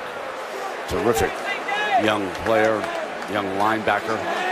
And last year he was a consensus freshman All-American. He has a wonderful future. We hope he's going to be okay. So now, the second Alabama drive to start inside the 30 of LSU. Remember that punt return by Mays, and what's ironic is that on both the plays that set up this field position, key players were injured. Mays has not returned after the punt return. Now Mosley, after the interception, is forced to leave the field, and it will be A.J. McCarron, this time handed to Richardson. Lost the yard, gave it up on that particular play. A rare run on 1st and 10 for Nick Saban in the Tide offense. Tried to catch him by surprise that time and gave up ground. And Les Miles has got to be thinking now, do I go to Jarrett Lee or do I stick with Jordan Jefferson? Yes, we said that a little earlier. It's interesting, the crowd here, they're trying to get involved, helping Les Miles make that decision with the Jarrett Lee chance, and he's actually starting to warm up. Starting to loosen up for the first time that we've seen Herbie. And here is Richardson. Banged out of bounds on the near side at about the 24-yard line. You start to look big picture. You got 6:18 to go in the third quarter. You're down 12. This is obviously another situation where LSU has to rely on their defense. They cannot give up a touchdown here. You hold them to a field goal attempt, even if they make it. There's Jarrett Lee stretching out. Even if they make the field goal, it's at a 15. Still a 2-possession game, theoretically. Absolutely, with the 2-point conversion. 3rd down and 7 now. So here we go.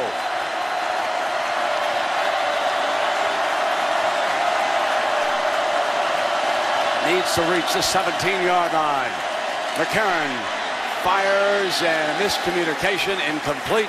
And here comes the one-man scoring gang for this game, Mr. Shelley. Jeremy Shelley is a junior from Raleigh, North Carolina. Talk about a young man who's having a redemptive night. That 42-yarder he missed, if you weren't with us, was blocked by a lineman. 23 was the first one to put him ahead. They've never been behind. This one from the left hash. Here comes a 41-yarder.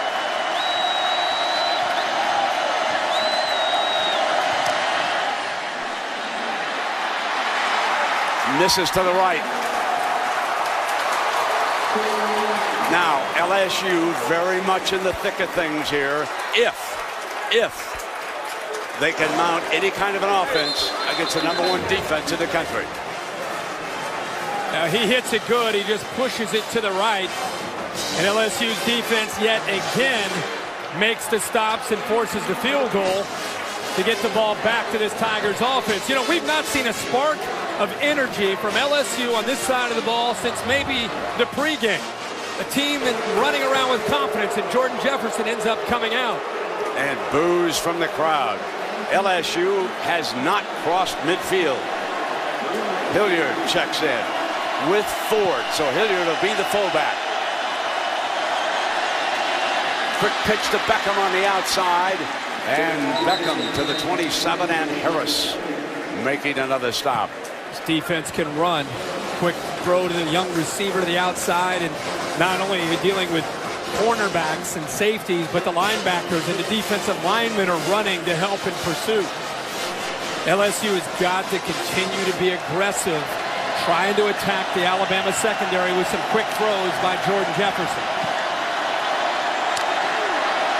Bama shows blitz and backs out of it. Oh, Randall shook off Kirkpatrick, and then he is thrown down at the 26-yard line. They want to throw the screen on the other side, and Lester. Here's the view from our DirecTV Ultimate Picture Cam. Just a quick throw. The unfortunate thing is right now, Alabama doesn't feel threatened with the vertical passing game from Jordan Jefferson. They're squeezing down on these shorter throws. Kirkpatrick is there in a hurry. Randall was lucky he held on to the football. Now 3rd down and 8 coming up. And LSU is 0 for 6 on 3rd downs. 0 for 6. Where is the running back? Sacked. Can't get it off. Down at the 17-yard line. The Tide rolling. Gentry in on the quarterback.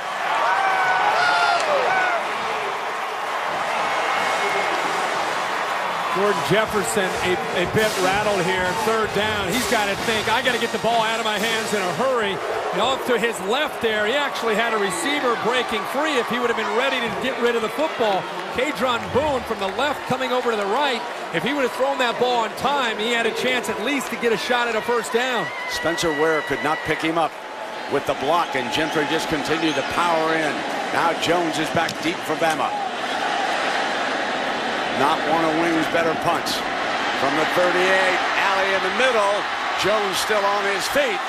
And he's to the 47-yard line. The freshman with some fine returns. Also picked up a personal foul penalty. And we remind you that Super Tuesday presented by KFC begins this week on ESPN. Speaking of the SEC, Georgia, Florida will be the opening game, followed by the Big Ten, Ohio State, and Illinois. Outstanding field position for the Crimson Tide. See if they can take advantage of it here. Lacey will be the running back for the Tide. 59 yards of offense tonight for LSU. 306 for Alabama.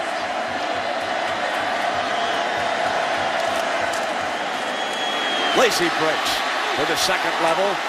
And a fine 1st down run. Still moving the pile. That was some run by Eddie Lacy, the sophomore, as he just would not be stopped. And Alabama's got a first down at the 36. How nice is it to bring in your backup tailback to give you this kind of effort?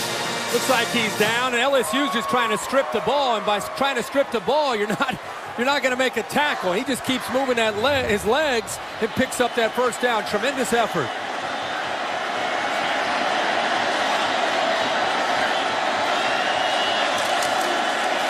Lacy again to the middle. And again, he's breaking to the second level. This time to the 25 for another first down. Back-to-back tremendous power runs by Lacy. You wonder if the way this game is going is starting to take an effect on the LSU defense's psyche. He breaks through that potential arm tackle by Anthony Johnson.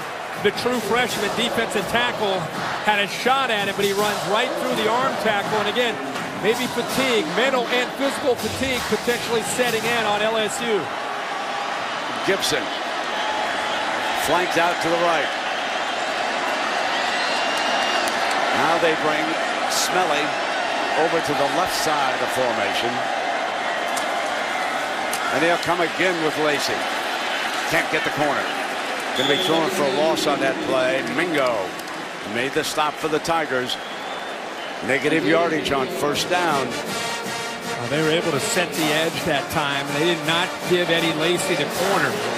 Pushed him back to the inside where the speed of the LSU defense was able to corral him. They've been moving A.J. McCarron when he has thrown the football. A lot of bootlegs, a lot of nakeds, moving away from potential from LSU. Richardson is now the Alabama running back. He's a fine receiver. Norwood has been big tonight. Play action. McCarron fires middle to the 1-yard line. Incomplete. It's being waved off by the field judge. Field judge came quickly up. Gibson was the intended receiver. Boy, what a huge play that Eric Reed made in the first matchup between these teams. And this time, he is able to dislodge this football. And I think it comes down right towards the end, right before he gets to the ground. The impact from Reed on Gibson, he's able to separate him from that ball. Scott Gaines, the field judge from the Big 12, was right there. And Eric Reed may have been shaken up a little bit. Eric Reed made the biggest play of this football season. Now he comes up with another one, as Herbie told you. Here's your third down and 10. And a timeout is called by Alabama. And A.J. McCarron's not happy about it. 30-second timeout. So we're going to take you back to the play that Herbie mentioned. Tuscaloosa on November 5th. Mays from the Wildcat fires to Williams, but it was Reed who took it away on the 1-yard line for the interception. Now, Herbie, tell everybody why he was there. It's amazing. Brandon Gibson runs the wrong route to bring him over to the play. He comes off of man-to-man coverage on Gibson. The ball thrown by Mays is fluttering, and he has time to be able to adjust back and be able to make the play of the year for the Tigers defense. And who knows about tonight? Yeah, this could end up being, again, there's Gibson involved in the play. Reed's there, able to get him away from that football. It was a big, big hit there by Eric Reed. And the Tide faces a third down and 10. Richardson stays on the field. Norwood, who's been a target, will come to the slot on the right. The Honey Badger, the nickel man, is looking at Norwood. Third down and 10. Smelly goes to that side. In trouble. Shakes it. McCarron dives. And here comes that man, Jeremy Shelley again. So impressed with A.J. McCarron. This year is a first-year starter taking over for Greg McElroy. You waited for the moment that he might have. Look at this effort here, where he might just grow up and this team starts to become his. Tonight, this is the first time I've watched him play all year where he just seems to be able to come up with answers. And this may not seem like a huge play, but the fact he was able to scramble up there and get a few yards gives him, again, a chance here for another field goal attempt. So here is a 45-yarder. That has been a little bit out of his comfort zone at times. They're going to officially say it's a 44-yarder. McCarron puts it down for him, and he bangs on it. Got it! A 44-yarder for Jeremy Shelley. That's a career long. A career long. Puts Bama up 15-0. And now the heat is really on LSU.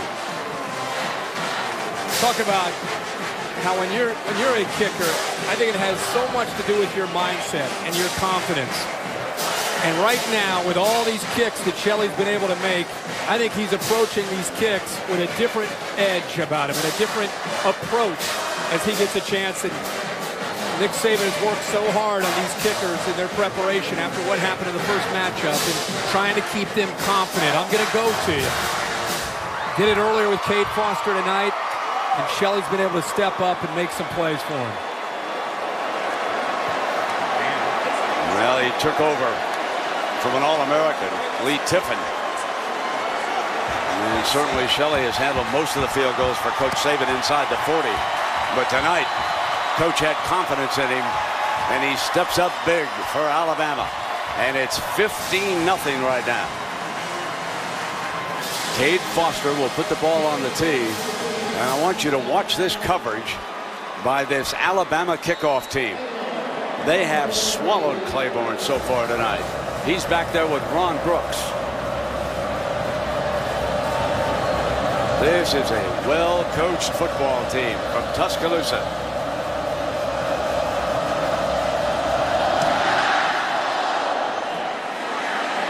So here's Claiborne from a yard deep, trying to get a left return. Nothing doing. Down at the 21-yard line, Sunseri, who's a devil coming down from right 3, was right there. This, ladies and gentlemen, has been the year of the field goal kicker. So many missed opportunities. Bama missed 4 in that first game when they lost. Boise State might have played for a national championship, or Oklahoma State. How about Oregon's miss? Then Stanford the other night in the Tostitos Fiesta Bowl. And Virginia Tech missing 1 right here in the Allstate Sugar Bowl. Kenny Hilliard will try it with Ware. Still no change at quarterback, even though the Baton Rouge natives are growing restless. Fires low, and it is complete to the 29-yard line. D'Angelo Peterson's first catch of the night. Let's check it down below with Tom Rinaldi. Tom. Well, Brent, after that field goal was successfully made, A.J. McCarron, the quarterback, and the holder on their field goals limped off the field. He's being treated medically. His right leg being rubbed down right now. We'll have to keep an eye on that as we head into the 4th quarter. Yeah, he's telling everybody that he's all right there, Tom, on the bench, but we will. Nick Saban went right up to him as he came off. 1 quarter left for Jordan Jefferson. The sands of time running out in New Orleans.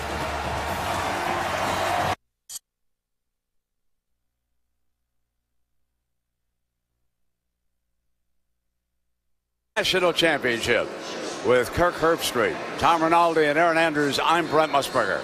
Another field goal battle, but this time Alabama has all 5 of them. LSU can't get across midfield, being stoned by this Alabama defense, which has yielded only 8.8 points a game, best of the decade, and they're closing in on another one. Helmets come flying against this defense.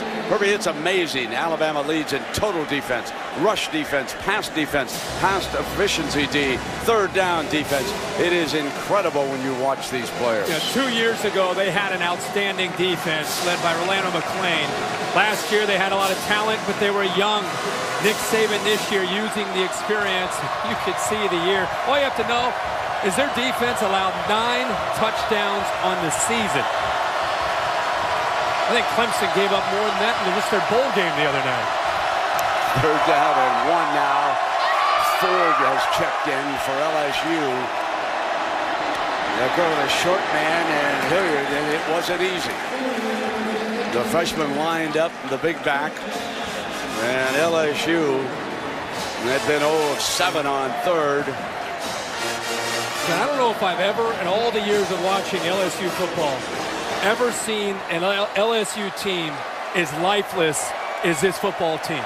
Alabama has just come after them and taken, look at this, look at the attitude. You've never seen LSU look like this. Michael Ford stays in as the LSU running back. Battles his way to the 36-yard line, picking up maybe 4 yards on that first down run. Let's check in now with Aaron Andrews. Aaron? Herbie, just to add, and Brent, on your comment about LSU looking lifeless, coaches are urging them to get some sort of energy down here. Alfred Blue, the running back. Jefferson on the roll, and he's going to step out of bounds short of that first down. They have just taken everything away from LSU tonight. Alabama is not giving them a thing. No, they're playing like the 50-yard line's the goal line. They still haven't crossed that 50-yard line either. Just incredible the way they took advantage of these 44 days. Kirby Smart, the defensive coordinator, Nick Saban. Up to this point, there's nothing that LSU can do to try to move the football. Remember the name Kirby Smart. He's going to be the next one to leave Coach Saban's staff down the road. He's a great young coach. Got to hurry with the clock coming down. Nothing doing. Copeland, the fullback. Gentry again. He's blowing up the middle of that offensive front. You know, all the names like Josh Chapman and Jesse Williams, Damian Square. But I'll tell you, a guy that's been able to make as many plays for this Alabama front is Nick Gentry, the senior.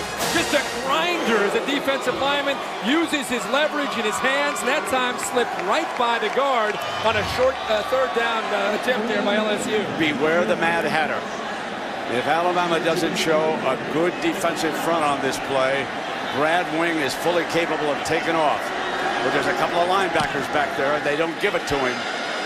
So here comes Jones over and out of bounds. What a good pair of hands for a return man. It'll be Alabama ball at the 17. Nick Saban closing in on a third national championship.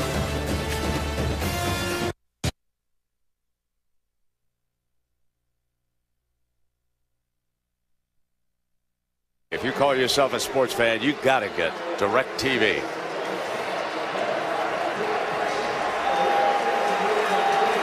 And the DirecTV mobile studio has completed its drive to the national championship.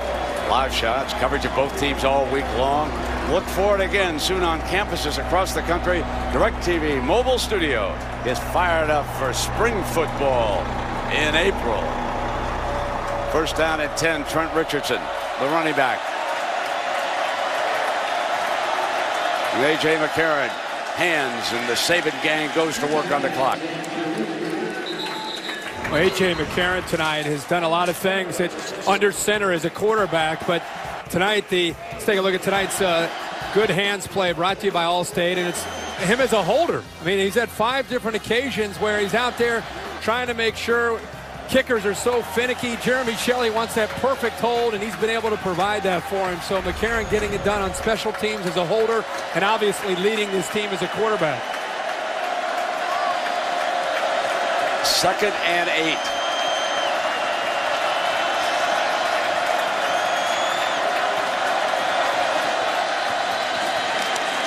Working on the clock with Richardson. You know, never has there been a shutout in a BCS bowl game, much less a BCS title game.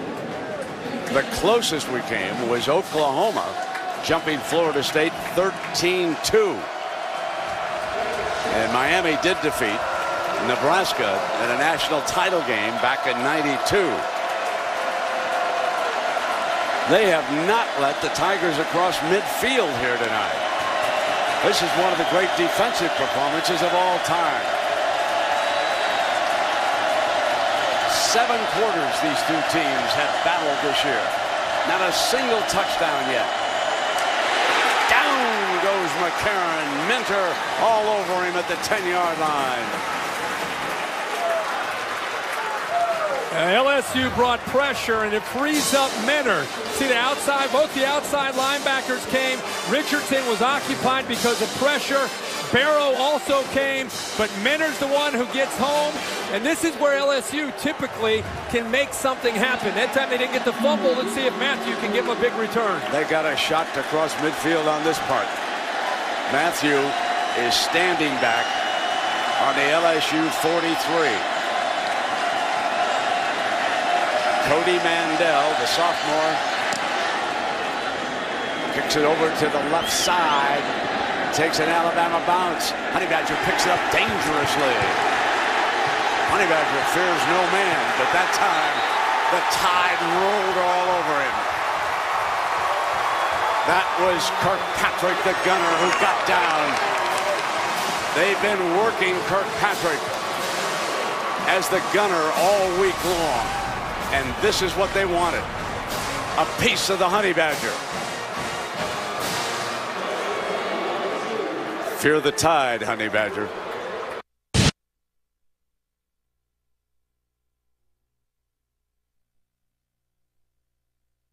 High Priestess Miriam. If they've got any good vibrations for this LSU offense, which has gone no further than the 47. Richardson over there on the Alabama sideline right now. Spencer Ware is the running back. And here comes Ware. He bangs to the 40, so they're within 10 yards of midfield. Trying to get there. You know, a lot of people look at this LSU offense. They have him in the midfield. You think, why not make a quarterback change? Why isn't Jarrett Lee in there to try to give him a spark? Well, Jarrett Lee's had his chances in his career. A couple starts against Alabama. Look at those last two numbers. 1 touchdown and 7 interceptions. That might have a lot to do with why he's still on the sideline, and they're counting on Jordan Jefferson. Only 9:15 remaining. Jefferson, no first down, and it'll be 3rd down.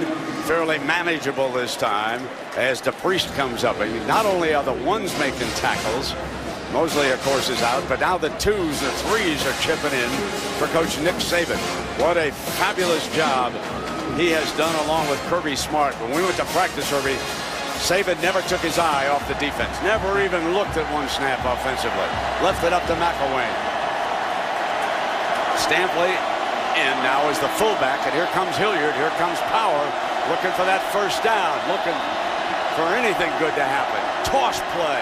Hilliard, freshman, busts through, keeps going. Can he get the 50? Thrown just short of it. My goodness, give me something to get excited about. I promise some touchdowns tonight. Look at this, more field goal. Well, 3rd and short. It's just a battle in the trenches there.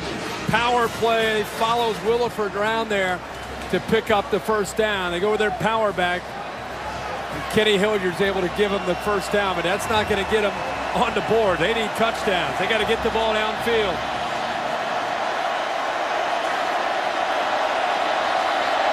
Here comes pressure picked up. Jefferson forced to take off. 45-40. That splits up the middle and down to the 31-yard line. And that's the most penetrating offense that the Tigers have had here. 17 yards. First time I've seen Jordan Jefferson run aggressively. They brought both the linebackers, Nico Johnson, Dante Hightower. Once he escaped them, he recognized a huge void in the middle of the defense, and look how he didn't hesitate. He just took off. First time he's done it all game. So across the 50 for the first time today. Ball at the Tide 32-yard line. Running the option. Didn't run it decisively. Pitch to the man who's stretched out of bounds. All year, you've seen Jordan Jefferson run the option from the shotgun. Well, tonight he's run some from under center. Here's our view from the DirecTV Ultimate Picture Cam. Again, he attacks Harris, but Harris is involved in being able to make the tackle. Also a great job by Daquan Menzie getting off the block attempt that time by Ruben Randall to get involved as well. Option has not worked for LSU tonight. Spencer Ware. He's the running back. 2nd down and 13 for the Tigers. Penalty flag. Stops play. It's a false start. Another mistake. You know that Alabama has played this game without one penalty. There has not been one penalty called against the Crimson Tide here in this football game tonight. This is a very special defensive performance, and we cannot overlook McCarron going 23 for 34. The only thing he hasn't done is stick into the end zone. He lost his go-to receiver back in the early part of this game. It's been very efficient offense, not been able to punch it in, but they still have been able to get into pretty good field goal range. But the defense has just been a huge story, obviously, and what they've been able to do to Jordan Jefferson.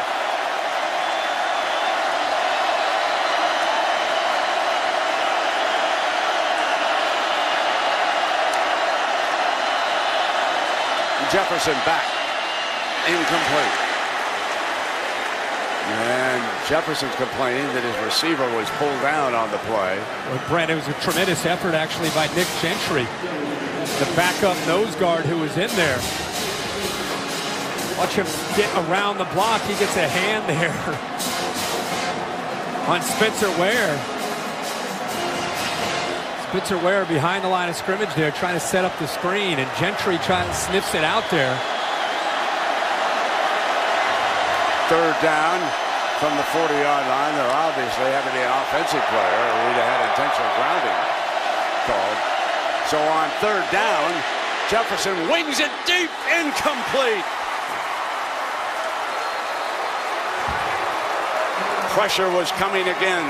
Young Sinceri was on the field, and the pass was to Jarvis Landry, the freshman. Sinceri off the left edge, a true freshman. He's playing high school football last year as a linebacker. He gets the pressure on Jordan Jefferson. If he would have had a little bit more time, he had his own true freshman, Jarvis Landry, one-on-one against Menzie, and he had a step on him. Just didn't have enough time to make the accurate throw. Sinceri's brother, the quarterback at Pittsburgh. Fourth down. Fourth down and going. That could be a fumble. Hightower got in on him. Dante Hightower ripped it loose. That's a fumble. Turn it over. Look at the Tide. Celebrating now. 6-15, up 15, dominating with this defense.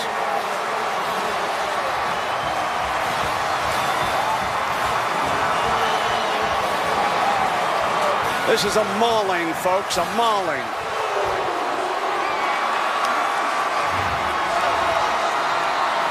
Number 30, one of the great linebackers. He'll play a long time in the National Football League. Rips it loose.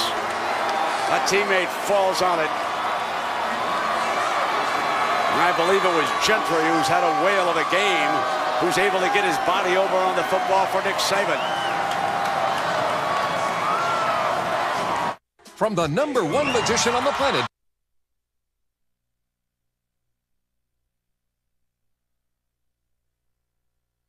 In on the first shutout in any BCS Bowl, including the championship game.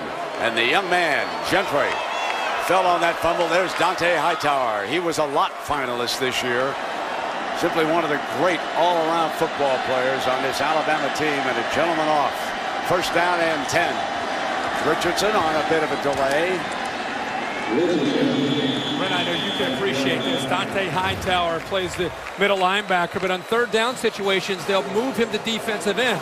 Now, what he does here to Alex Hurst is instead of coming out wide, he actually fights him to the inside. I think he catches the right tackle by surprise with his suddenness and how quick he moved to the inside. And then look how he keeps, after he knocks the ball away, he fights to keep Jordan Jefferson away from the football to give Gentry enough time to pounce on the football for the turnover. And there is the young man sitting on the bench.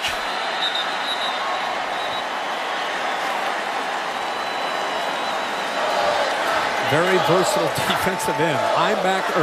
Versatile linebacker. Deploy him at defensive end on third downs, which will help him at the next level, that versatility. I want to remind everybody to stay tuned for the Ford BCS postgame show immediately following tonight's game. So second down. Alabama working on the clock now, leading by 15 points.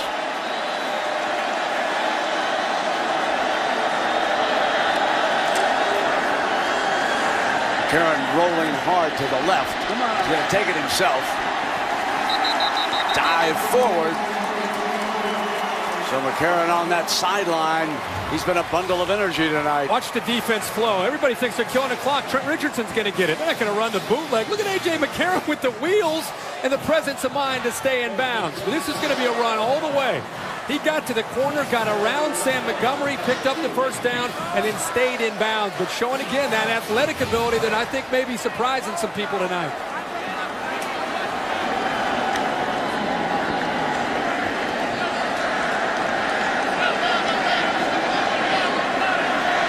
A.J. McCarron, only a sophomore. Now they come back with the Doak Walker Award winner, and he stays in bounds too. So well coached. Eric Reed making the stop, and the youngsters who have stepped up big. There are the sophomores, and you can see that they all lost in the BCS National Championship. A.J. McCarron can break that streak. He can become the first sophomore and freshman to win the BCS championship. He is within 5 minutes.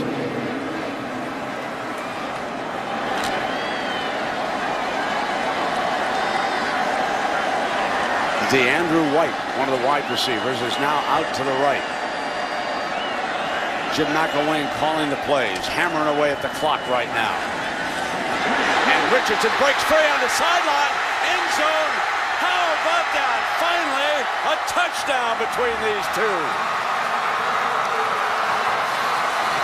The 8th quarter of warfare between Alabama and LSU, and Bama scores on a 34-yard touchdown run by the Doak Walker Award winner, Trent Richardson, who broke a lot of Emmitt Smith's records back in Pensacola, Florida, and he surely will head for the National Football League next season.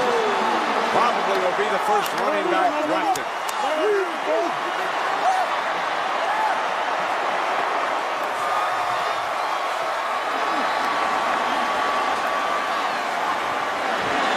Buddy Shelley hits the right upright, no good.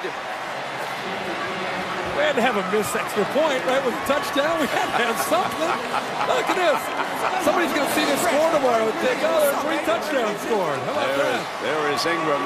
Of course, Richardson backed him up for a couple of years on Ingram's way to a Heisman Trophy. But the left side of the offensive line just blew LSU off the ball, sealed the edge, and number 3 finally gets to the outside with some running room. Bang!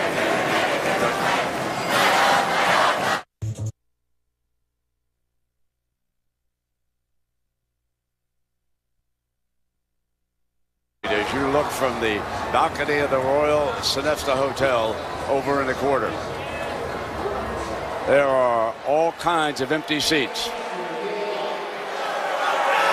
They do not want to see the awarding of the trophy to one of their arch rivals.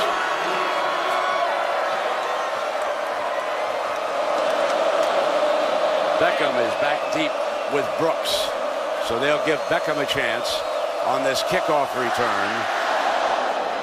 And then we'll see if Lee cleans up this game in his last appearance for LSU. And Ron Brooks was the return man that time. Back to the touchdown.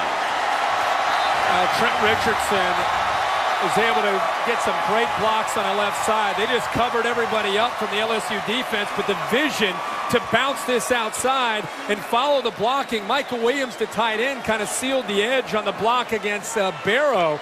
But this is classic Trent Richardson. Feel it, bounce it, get to the outside, and then he's got the speed to be able to take it into the end zone.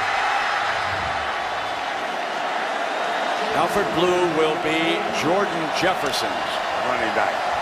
So it will be Jefferson who will take it home here for LSU. Down by 3 touchdowns. And it'll be 2nd down and 10.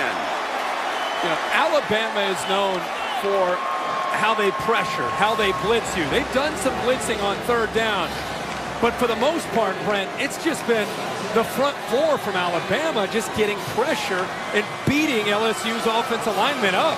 Let's take you back to Pasadena 2 years ago. Marcel Darius drove Colt McCoy out of the game with an injury in the 1st quarter. Bama won the national championship. tonight. They've made Jordan Jefferson basically invisible in this game as Dante Hightower comes up with the play on Spencer Ware. So another awesome defensive performance against an opposing quarterback by the Crimson Tide. Outstanding defense combined with very poor offensive play and quarterback play from LSU. LSU has not been aggressive offensively. You thought it might change from the first matchup to this game, but Jordan Jefferson has just not been able to get into a rhythm tonight. And he's down at the 19-yard line. Hightower again, number 30. And this time they did bring the pressure. This time they get him to 3rd down and long, and they decide to dial it up and put the heat on him, which is what they're known for. The offensive line, I don't want to put this all on Jordan Jefferson. The offensive line, especially on 3rd downs, just getting overmatched up front physically, and at times, as in that case, just getting lost on who to pick up because of how complicated Alabama's coverage can be and how their blitz package is. Now watch out, Christian Jones would like to turn it loose here on Brad Wing. Penalty flag. You saw the movement on that side.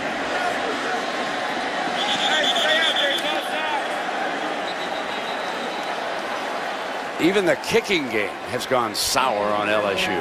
That ball went out of bounds at the 46-yard line.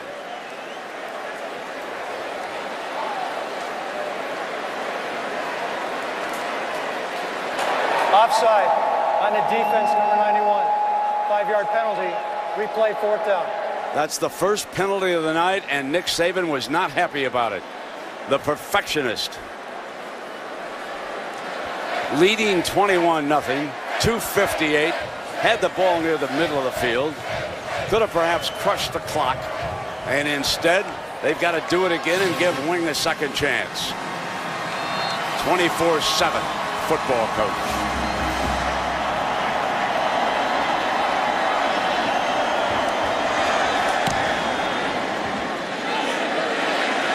Jones lays off it again. Even worse this one. This one was worse than the previous punt.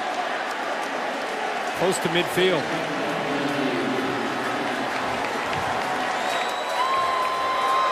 On only a 27-yard punt.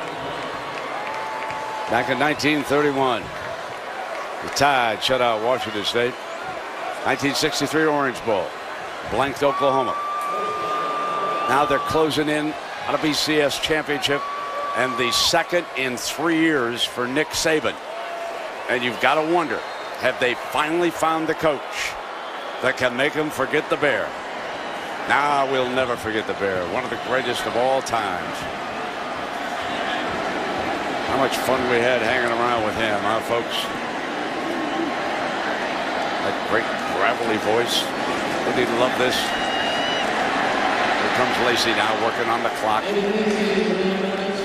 Eric Reed makes the stop. You know, Alabama will be without an offensive coordinator as soon as this game ends. That's right. Jim McElwain will head to Fort Collins. He'll be the next coach at Colorado State.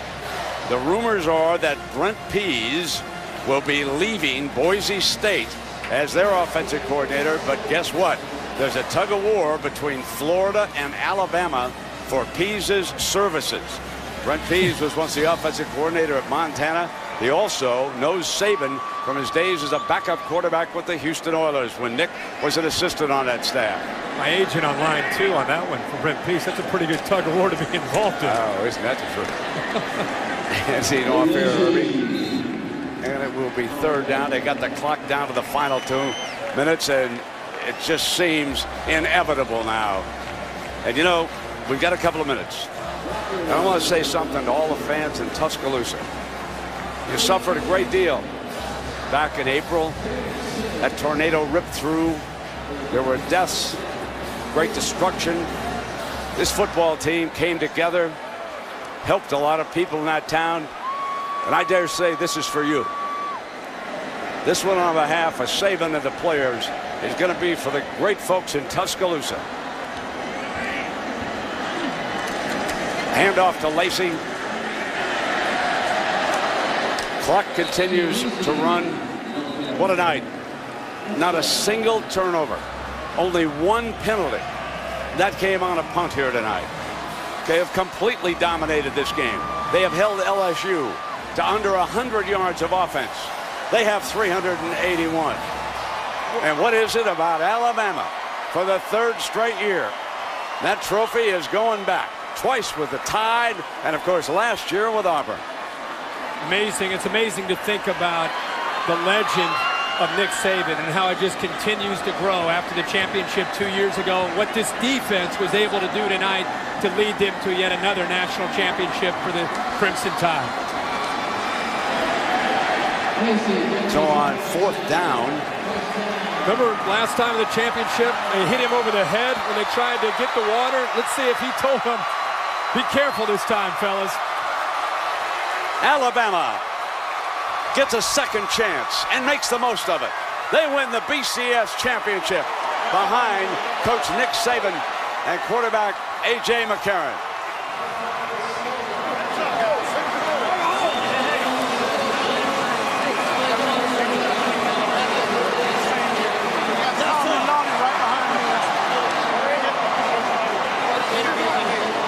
If it hadn't been so decisive, you would wonder if the Associated Press would vote LSU #1.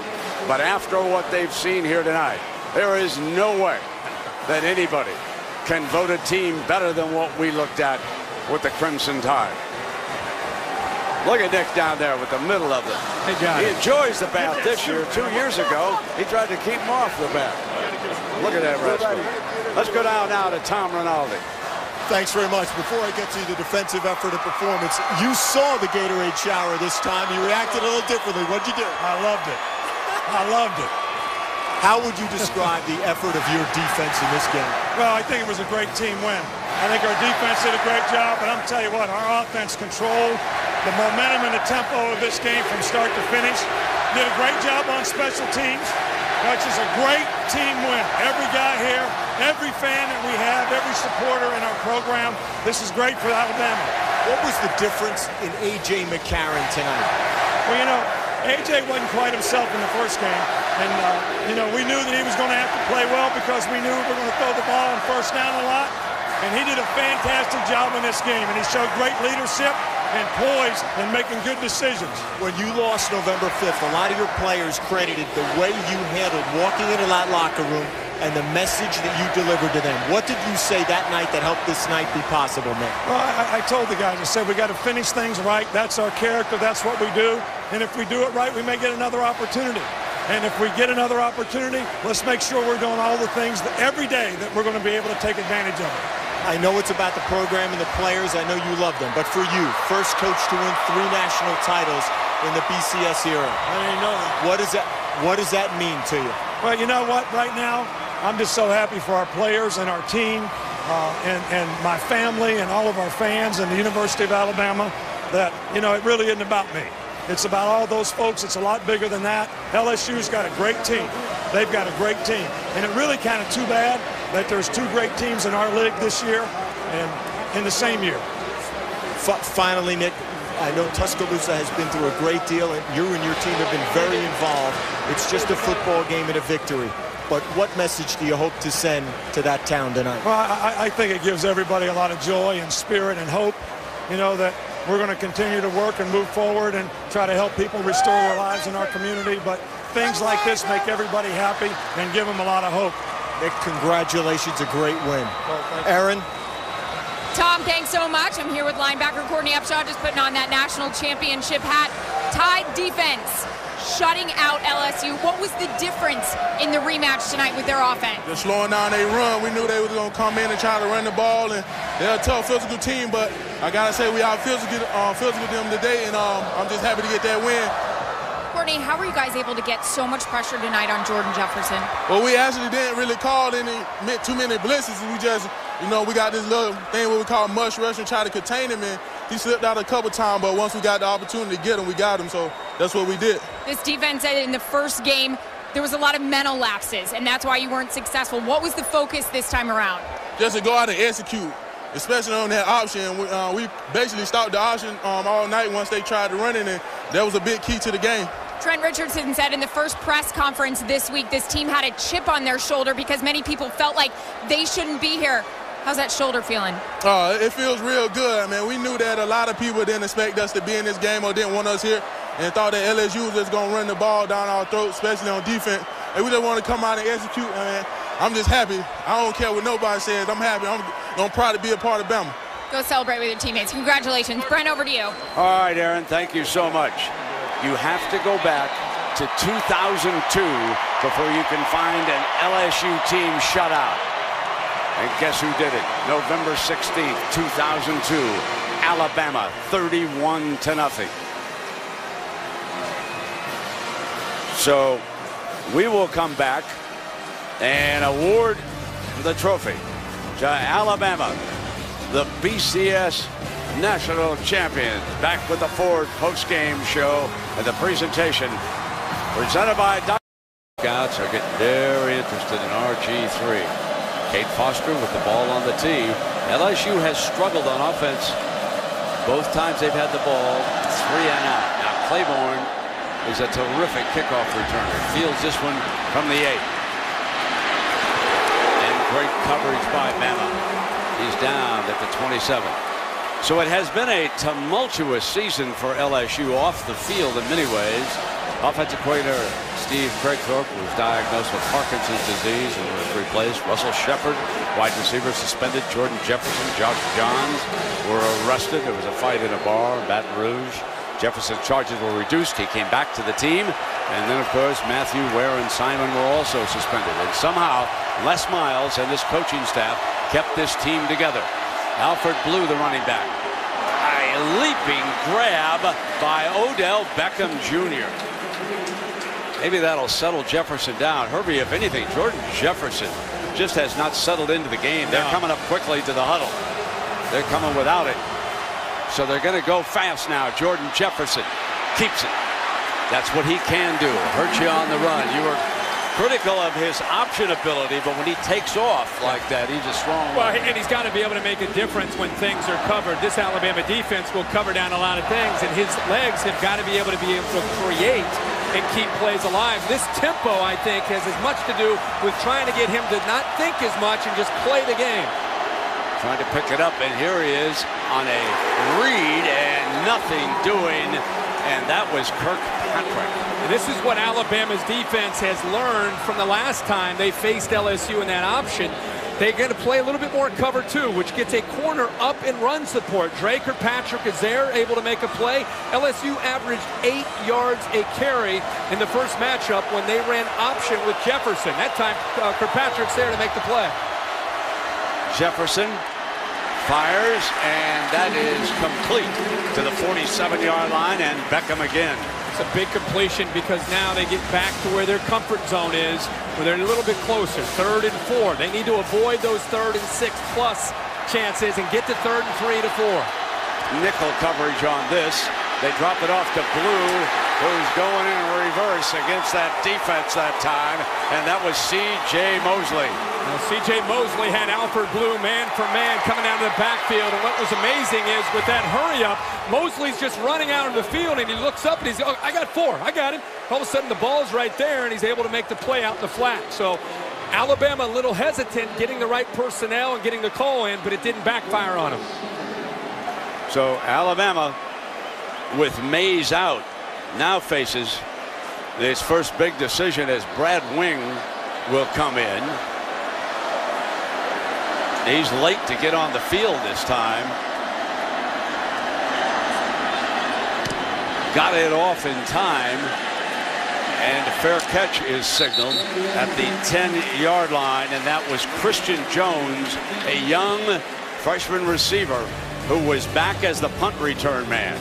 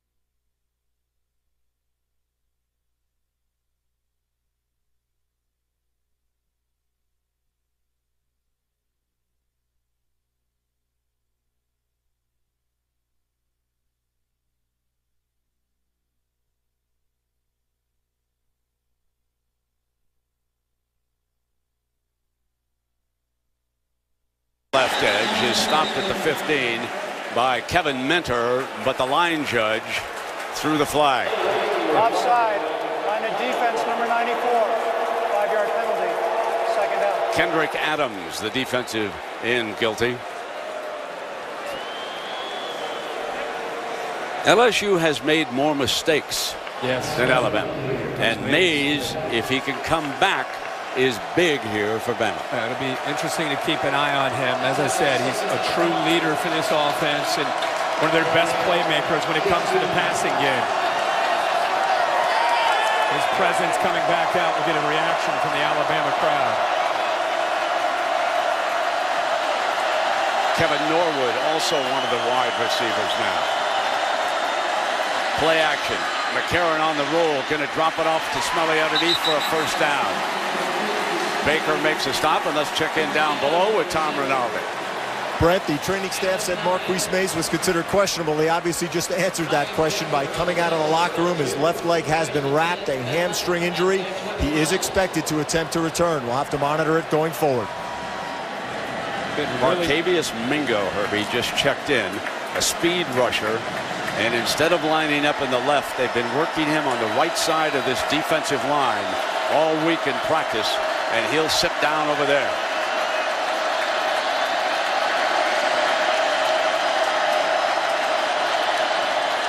McCarron deflected, caught on the ricochet, and it was caught by Underwood, one of the tight ends. And this defensive alignment here, Mingo, because he's so athletic, you can see that he can drop back out into the flat, but looked like that time Benny Logan just puts his big hand up there to knock the ball down. But what tremendous concentration here by Underwood. And what I love what Jim McElwain's doing right now is he's moving A.J. McCarron around.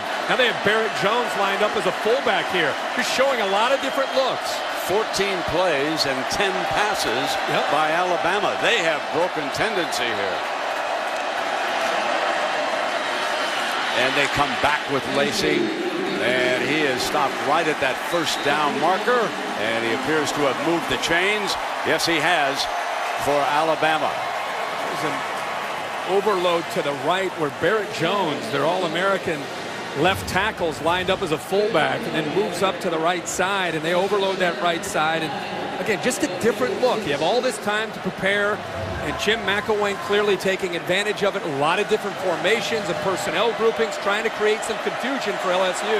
McElwain loves an unbalanced line. Now they shift two tight ends over to the left. First down and 10. Final seconds of the opening quarter. And here's McCarron, going to go deep. Leaping catch. Ball is grabbed at the 38-yard line, and Norwood off the bench made the leaping catch for Bama as the first quarter comes to an end. Well, we talked about who's going to step up with Mays out, and here is Norwood, a sophomore, only has 7 catches on the year. Tremendous effort to go up and over the Honey Badger and make a huge play on another play-action pass on 1st and 10. Honey Badger better care about that one. That's 26 yards. And this young man in his zone has put a charge into the Tide, playing with some confidence, Herbie, which is what he said he lacked in game 1. Enjoying himself. First quarter's come to an end. Bama leads it. Do you have a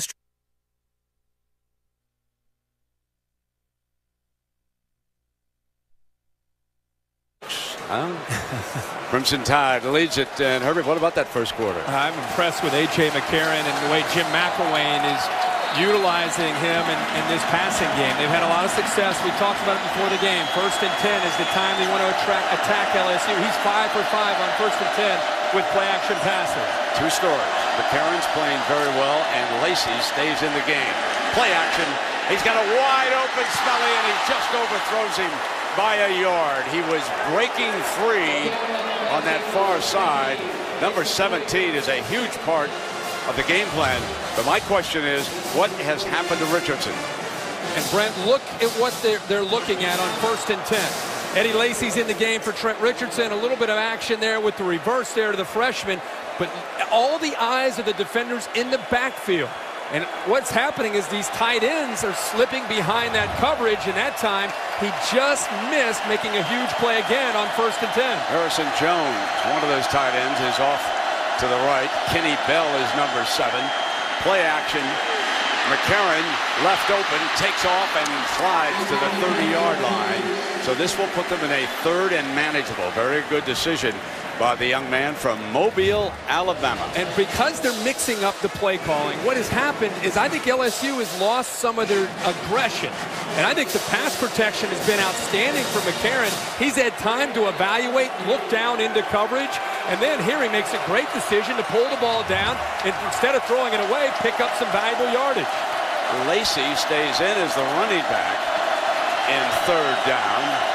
They now shifted to a power formation. Pressure from the linebackers, and Lacey not going to get there, and you're going to wonder why number 3 wasn't on the field. That was Matthew came up to make the stop. You see it, Matthew back here, and he's going to get in run support. And Brent, you're right, the first matchup, you know, Trent Richardson had 3 touches inside the LSU 40-yard line. And for whatever reason, they in plus territory again, and number 3's not in the lineup. Cade Foster trots in. Here comes your 49-yarder.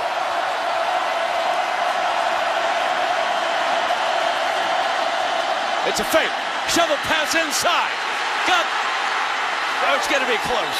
It is really going to be close. Underwood. Everybody said, why didn't Saban pooch punt? Why didn't he fake? Saban was listening. It was 4th and 4. It is going to be so close, folks.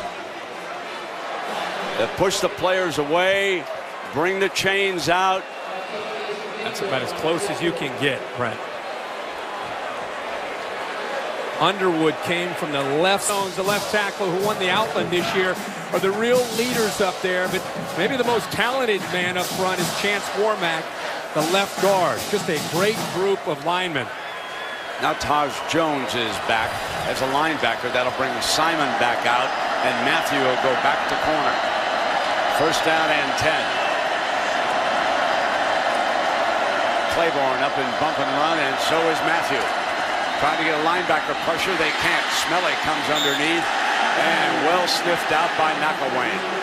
He read what Chavis was up to that time, and it's to the 45-yard line. Can't say enough about A.J. McCarron. I know Alabama's not putting points up on the board, but he's seeing this defense right now. The 44 days of preparation has allowed him to, some fans upset, maybe thinking about a late hit here, but he's seeing the coverage and getting the ball out of his hands quickly. Seems to just have a presence about him tonight that we didn't see in that first matchup.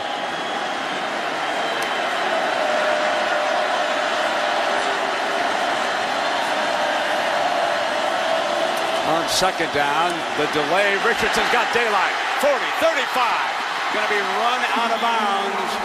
Close to the 25-yard line. Eric Reed coming over. But he saw the daylight. No one outside to the left. And like the good runner is, he cut in that direction 20 yards. Brent, you're exactly right. It's the vision. Watch the tight end here. Underwood again.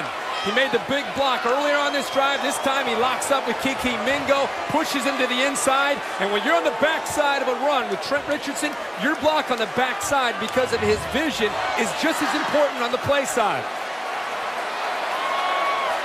Hanks is in the backfield, right next to the quarterback. That offensive line giving McCarron time. Throw to tight coverage, incomplete that time. And coming over was Hatcher, the middle linebacker. Give you an idea of how Alabama's dominated this game. They have 10 first downs to LSU's 1 so far. And it's interesting that in the first game, and I thought it would be different in the second game, Trent Richardson, when Alabama gets into plus territory, goes out of the game. And he's by far their best playmaker, and he's not injured. He just goes out of the game. Lacey comes in, and this is an offense that has struggled in plus territory without Trent Richardson in the lineup.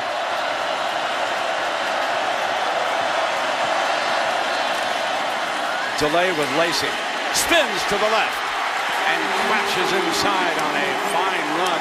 His best of the night to the 16-yard line, and Claiborne cleans it up. Bit of a risk here by LSU. They brought the house. A lot of pressure. They brought their linebackers, and that's going to be feast or famine. You're either going to make a play in the backfield, or if the back's able to get around him, there's a lot of room to run. It's a good job of picking up the blocks up front and pushing Ryan Baker outside. And then how about the spin move here by Lacey? Brockers and Logan check back into the middle of that defensive front for LSU on this 3rd and short. Lacey, the running back. Smelly, the tight end. Lacey is ridden down short of the first down, and Brockers makes another impact right after he checks back into the game. Now, you and I both love these inside guys. Brockers is involved here. Love this shot here. But watch Kiki Mingo. He's known as a pass rush expert, but this time gets involved in run support. This time he beats the block of the big tight end Underwood and gets involved to push Eddie Lacey back.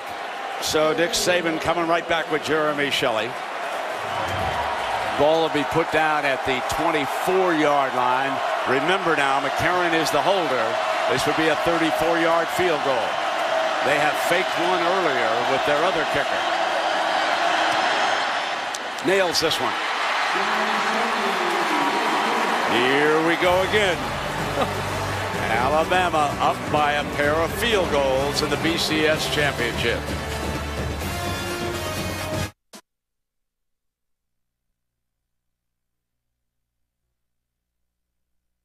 Alabama 6, LSU nothing. You know, Herbie, down the stretch with LSU, they had a tendency to fall back in the first half and then come on, and you know what turned around? Matthews punt return touchdown. And until we see something differently, whether it's a punt return, a kickoff return, a turnover, a sack, something to spark LSU to get their fans into the game. Remember, Alabama in their last 2 games against Georgia Southern and Auburn, they gave up kickoff returns for touchdowns. So if LSU wants to maybe try to do something, maybe they get a big return here to get this crowd going, get some momentum back. Here's Foster's kickoff, and here is Claiborne. He took a big one back against West Virginia in a 27-21 game. And Alabama does a great job of not letting him get outside, and he's brought down at the 21-yard line. So here are the LSU possessions doing nothing offensively. 3 3-and-outs, and the one time that Jordan Jefferson scrambled to keep a drive alive, they picked up a first down, but still they ended up punting. So here we are, midway through the second quarter, and they've got 1 first down. It just reminds me a lot of the SEC championship game when Tyrann Mathieu had to give him a spark by having a big punt return for a touchdown. We've got an ISO look as Copeland, the 280-pound fullback, checks in. And the freshman Hilliard, they're determined to get Hilliard going. Here he is. Picks up a couple against that fierce Alabama front. As good as any you will see. They did everything in that game back in November except win. And yes, that counts. But this is a fabulous front seven. These guys, when you see them on the hoof, Herbie, you and I were proud. I said, wow, it looks like they could be playing the New Orleans Saints on Saturday night. And by playing a 3-4, those defensive linemen don't necessarily make a lot of plays as far as tackles, but they consume the linemen and allow those 4 linebackers to run around and make all the tackles. Jefferson checks with the sideline for a change in the signal. LSU searching for a play. Something big to happen. They roll Jefferson to the right. And he's going to hoof it out of bounds. Beckham was the target as he rolled right. He got checked in that zone coverage and was trying to sit down, and Jefferson had committed to the run. That was just outstanding coverage. Jefferson's looking in to this defense, and he's trying to find somebody to get it to. Beckham, 33, he's locked up there. There's nobody open, and eventually Jordan Jefferson tries to make something happen there to try to pick up a yard or 2. 3rd down and 5. Claymore, one of the tight ends, number 88. Spencer Ware, one of the better receiving running backs. They're very deep at that possession, but so far Jordan Jefferson has been confused. Quarterback draw, steps out, and it's stopped. The line judge. Prior to the ball being snapped, timeout, LSU. First charge of the first half. A 30-second timeout. So LSU burns a timeout here with 2:44 to go. You know, Herbie, the easy thing to say is maybe we should see Jarrett Lee, but you know, that's not always what you want in this situation. Jefferson's a better athlete than what we've seen here so far. Yeah, and I think it's a little bit premature. Remember the game in Atlanta when they played Georgia, they couldn't get anything going offensively. They had a big punt return, and after that, not only was it a punt return for a touchdown, but it seemed to get Jordan Jefferson, and it got him some momentum. They're a play or two away from this team gaining some confidence. I know it's much tougher to do against Alabama. If I'm looking at LSU, the one thing they've got to be able to do is take some shots downfield. Try to get aggressive with your play calling and give Jordan Jefferson out on the edge where he has the ability to run or throw. But you've got to do something to slow down the aggressiveness of Alabama's defense. Sinceri is the free safety for Alabama on this series. 3rd down and long. He's back in center field. Terrific special teams player, son of an Alabama assistant coach. Low snap. Jefferson picks it up. Nothing doing. They are forced to punt. So they burn a timeout. They come up with another sloppy play, and it continues. And this is coming out of a timeout. The clock's down to play clock's down to 3, 2, 1. Jordan Jefferson's looking off to his right. He gives it the leg kick. But as he's fielding the snap, he's actually looking at the Alabama defense. That's why he drops the ball. It's like, see his eyes peek up. His eyes look up because he senses pressure, and by taking his eye off the ball, he just drops it on the ground. Another miscue that Bama's forcing on LSU's offense. Well, that's the 4th 3 and out. Brad Wing hangs it up in the air. Jones, fair catch signal. And at the 22, Matthew, the gunner, in on top of him. As we take a look at tonight's Taco Bell touchdown spotlight. Back in 2010, folks. Look at what we're going to show you. McElroy, touchdown. Alabama against LSU. Julio Jones. There's one problem. Julio Jones is in Atlanta. Greg McElroy's with the Jets. They're not coming out of that locker room. This Alabama team has got to do it right now. Well, I think A.J. McCarron is playing pretty good football tonight. Like I said, he just looks to be, of the two quarterbacks, the quarterback that's been able to get off to a faster start, and I think it's affected his confidence and the offense's confidence despite not having Marquise Mays in the lineup. They've done a great job of mixing up their personnel groupings and mixing up play-action pass on 1st and 10, moving the pocket, rolling him around. They've just done a lot to slow down LSU. Richardson, you saw the picture, check back in. McCarron on 1st down drops off the screen pass to his running back, and he's down at the 30-yard line. So McCarron, you certainly, Herbie, you pointed out, you cannot fault anything he's done tonight. 13-20 for 117 yards. The quarterback comparison, Jordan Jefferson's relatives may want to look away right now. And it's not pretty. LSU has 17 yards. If you look at the rushing yards to go along with the 26 passing yards, that's not going to get it done. Richardson, short of the 1st down. Everyone expects that this is Richardson's last game with the Crimson Tide, that he will declare that he's going to the National Football League. He's raised a couple of daughters, or I should say helped raise them. They're back with their mama back home in Pensacola. He's been a father since his high school days. Doak Walker Award winner this year. 3rd down and 2. It's a shot, and he's got the 1st down. He has a tremendous base. He is so hard for one man to bring him down, and it mystifies Herbie and me why they don't use him down in the red zone. Well, they've been moving the football. And Alabama files out of its locker room here at the Superdome. Nick Saban, who has coached both of these teams to national championships, will lead them out.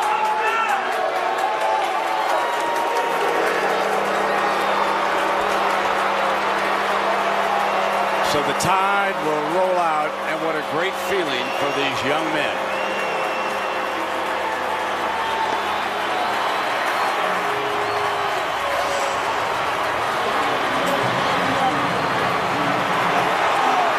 And on the other side, Les Miles holding the Tigers back.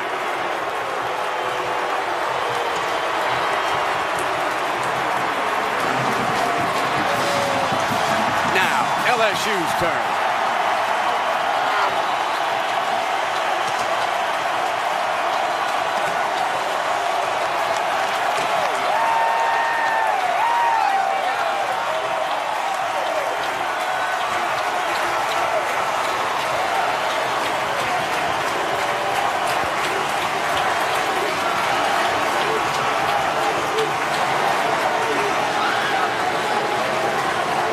This has been the Nissan pregame shift.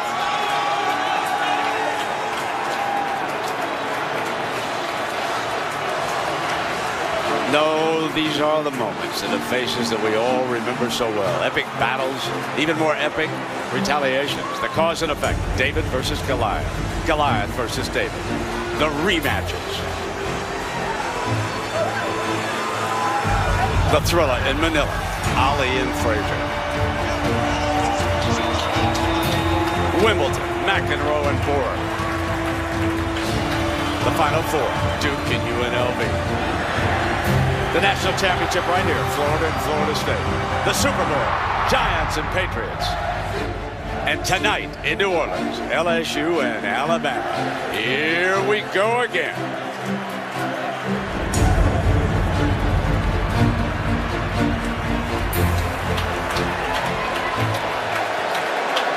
So now the captains assemble. Tyrann Mathieu, of course, on the other side, and you're taking a look at some fellas from the New Orleans Saints who are going to be honorary captains. That's Heisman Trophy, former Heisman Trophy winner Mark Ingram, recently underwent surgery on IR. His teammate Roman Harper, and of course, representing LSU, Devery Henderson, an outstanding wide receiver. All three of these fellas played for the Saints this year, and there are honorary captains.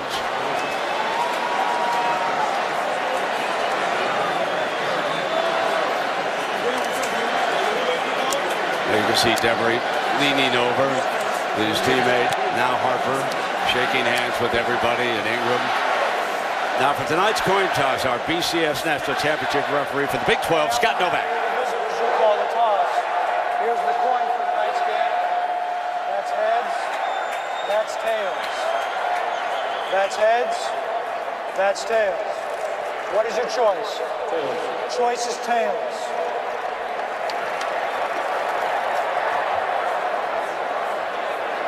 It is tails. You won the toss. Alabama will defer. You want the ball. Which way you want to kick? Put your back there. LSU over here. Start the first half. LSU will receive. Good luck. So the Tigers will get the ball first here tonight against Nick Saban's fabulous defense from Alabama. And these two teams were unable to produce a single touchdown.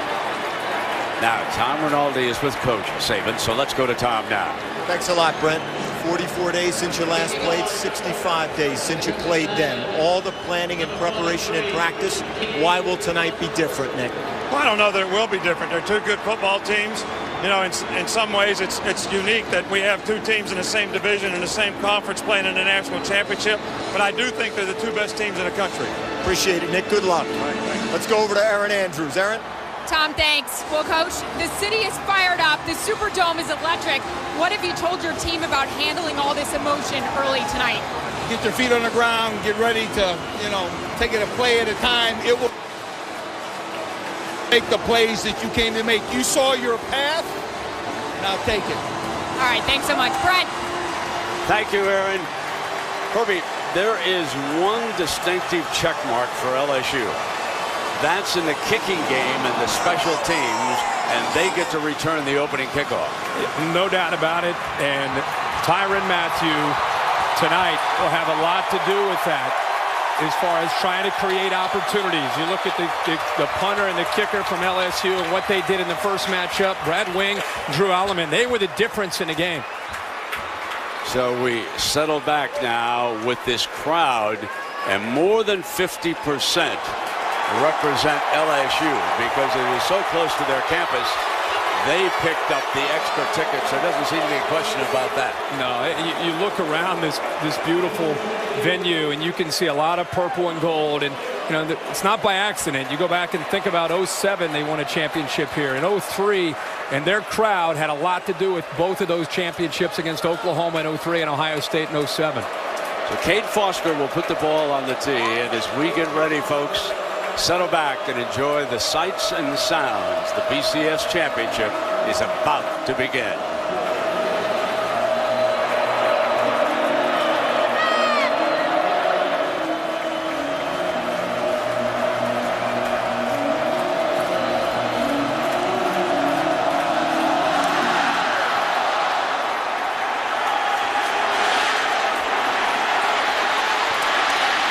Claiborne, and he is brought down at the 28-yard line. So Jordan Jefferson, who was suspended for games earlier this season, was just coming back in game 1.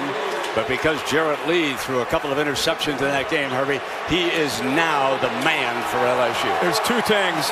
LSU's had a chance to prepare all this time with Jordan Jefferson knowing he was going to be the starting quarterback, and Alabama's defense has not prepared for Jarrett Lee.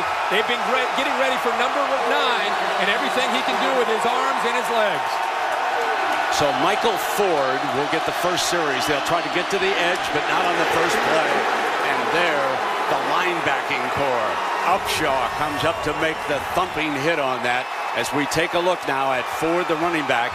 And you can see the key men, Ruben Randall, so pivotal with their game plan here.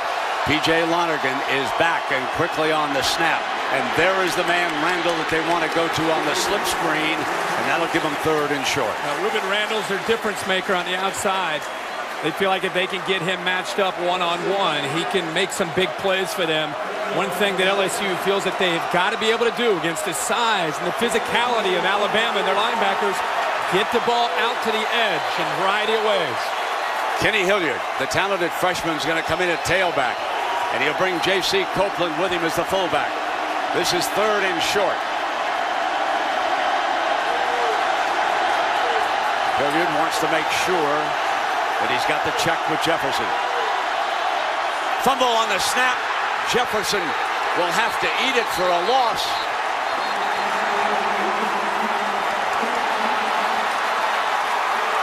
So the first bobble of the game, and it means 3 and out for LSU. Now it's the first 3rd down of the game. The emotions are high.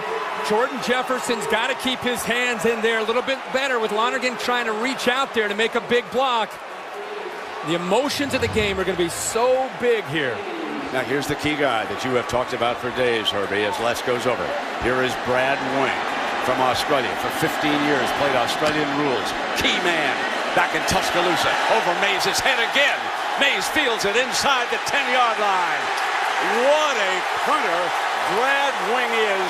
One of the best folks that we have ever seen. And Matthew the gunner was down on top of him. So here, Herbie, now is A.J. McCarron.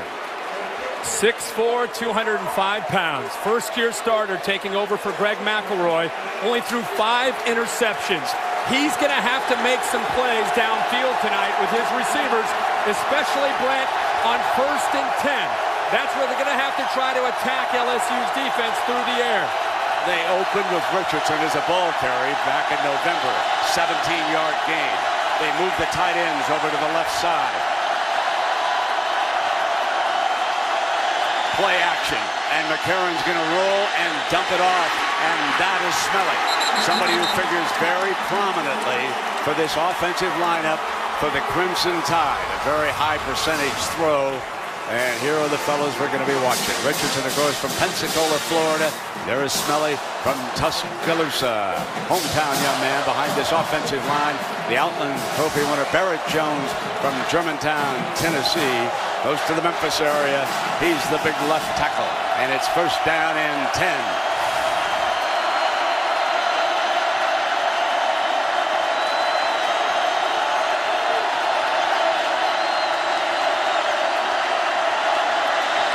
Play action again. First 2 plays, passes. First 2 to Smelly.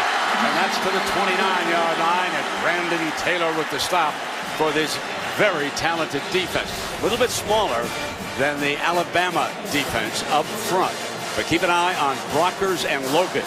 They are the unheralded key.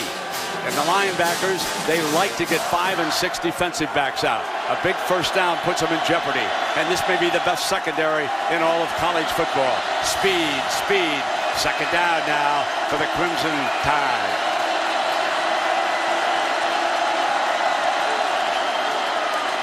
Inside handoff, and LSU knew the run was coming sooner rather than later. Yeah, the first couple calls by Alabama shows you that really what they want to try to do. You have an athletic, aggressive LSU defense that doesn't respect McCarron in the passing game. Therefore, they are flying to to Trent Richardson and flying to the running game. Jim McElwain, the first couple calls, uses some misdirection, rolls McCarron away from that speed and gets him on the edge where there's nobody out there left over. The side.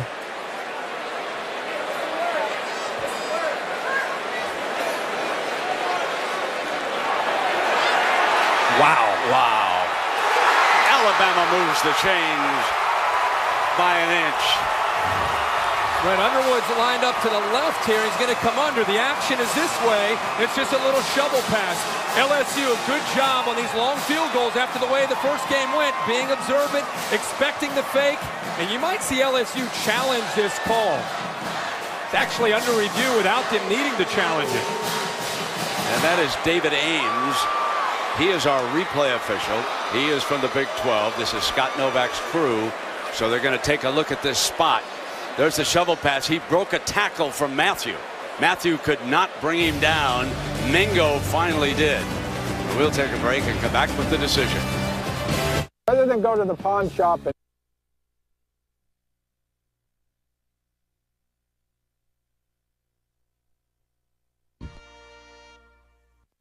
well, it is a first down for Alabama. Chris Underwood was able to pick it up by an inch. And now A.J. McCarron, and here comes Trent Richardson. He is back on the field for the tie.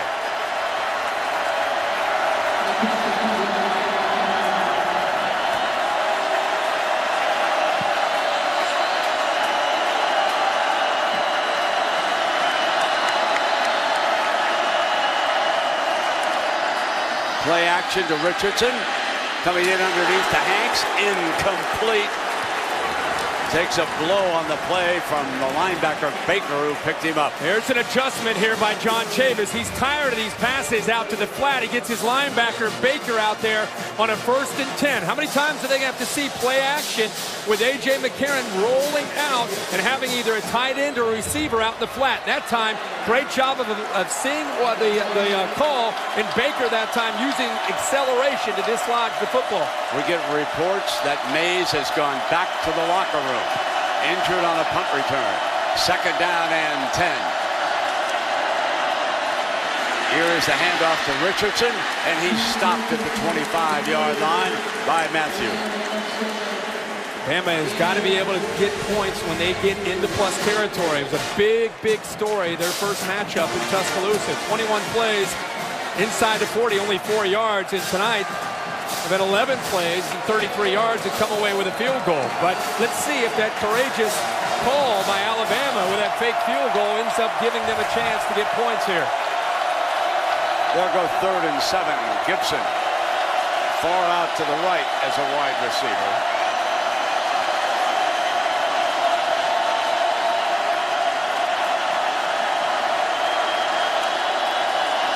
McCarron throws quickly, incomplete.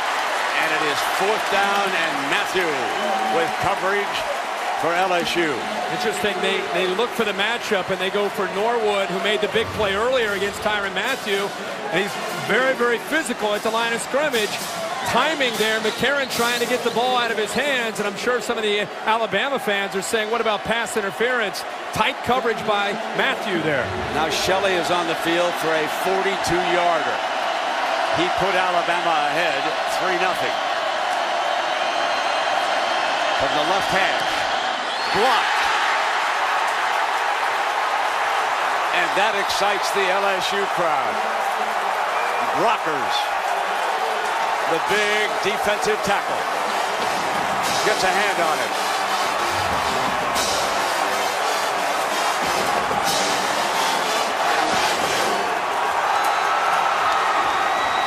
Great left hand by number 90. Those two defensive tackles, Logan 93, Brockers 90. They've been underrated all year long.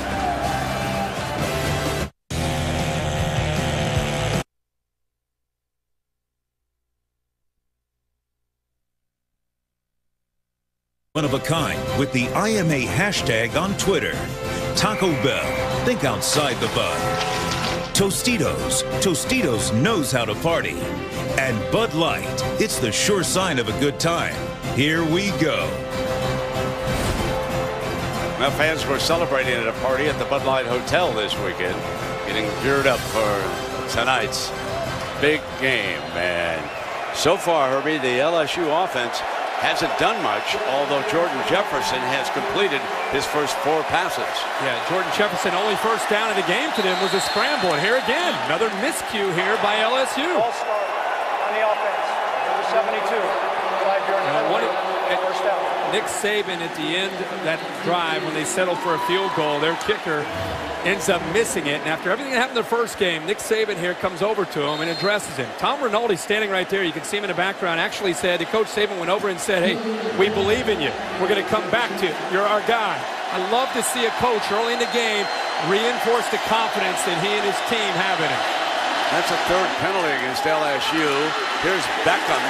They try to set a screen and nothing doing as Menzie, the corner, Daquan Menzie, came up and made a fine play. And there are arguments that this may be one of the best defenses of all time in college football, this Alabama group. You think they need help? You think 1st and 15 is the way to try to attack Alabama? Now they're at 2nd and long, and when you get behind the chains against this defense, they're going to get very creative, and that's when they can get very, very aggressive with their blitz pressure. Randall is in the slot to the right. Jefferson looks in that direction. Juggled, and he hangs on to it. Made a fine juggling catch to the 29-yard line with that. Well, I'll tell you what, that was almost a big play for Alabama. Dante Hightower here, and let's take a view from the DirecTV Ultimate Picture Cam. He jumps the route. Almost got his left hand on it. Almost a step away from being able to step in front of that and take it into the end zone for a touchdown. Now Spencer Ware replaces Kenny Hilliard in the backfield. He's number 11 for the Tigers. Jefferson is back in the gun. It's 3rd and 7. Randall back in that slot again. Jefferson looks in that direction, comes in underneath, and incomplete. Using Ware as a receiver out of the backfield. And again, LSU cannot mount a drive against Alabama. It's also interesting that Alabama brought 4. They didn't blitz. They didn't bring pressure. Forcing Jordan Jefferson to read zone defenses, which sometimes for a quarterback can be a lot tougher than being able to see the coverage in man-to-man. All right, he's back for his 2nd return. As we told you, he's a freshman wide receiver, Christian Jones. Brad Wing standing at the LSU 14-yard line. Low, and drops it at about the 25-yard line. So Alabama will have the ball, and McCarron in the early going is 9 of 15 for 92 yards.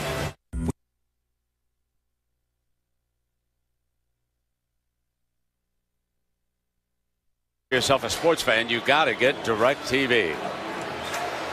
Well, celebrating its 7th year of sponsoring the Good Hands Field Goal Nets, Allstate makes contributions to participating university general scholarship funds for each field goal and extra point kick. And to date, Allstate has contributed more than $2.6 million in scholarship monies.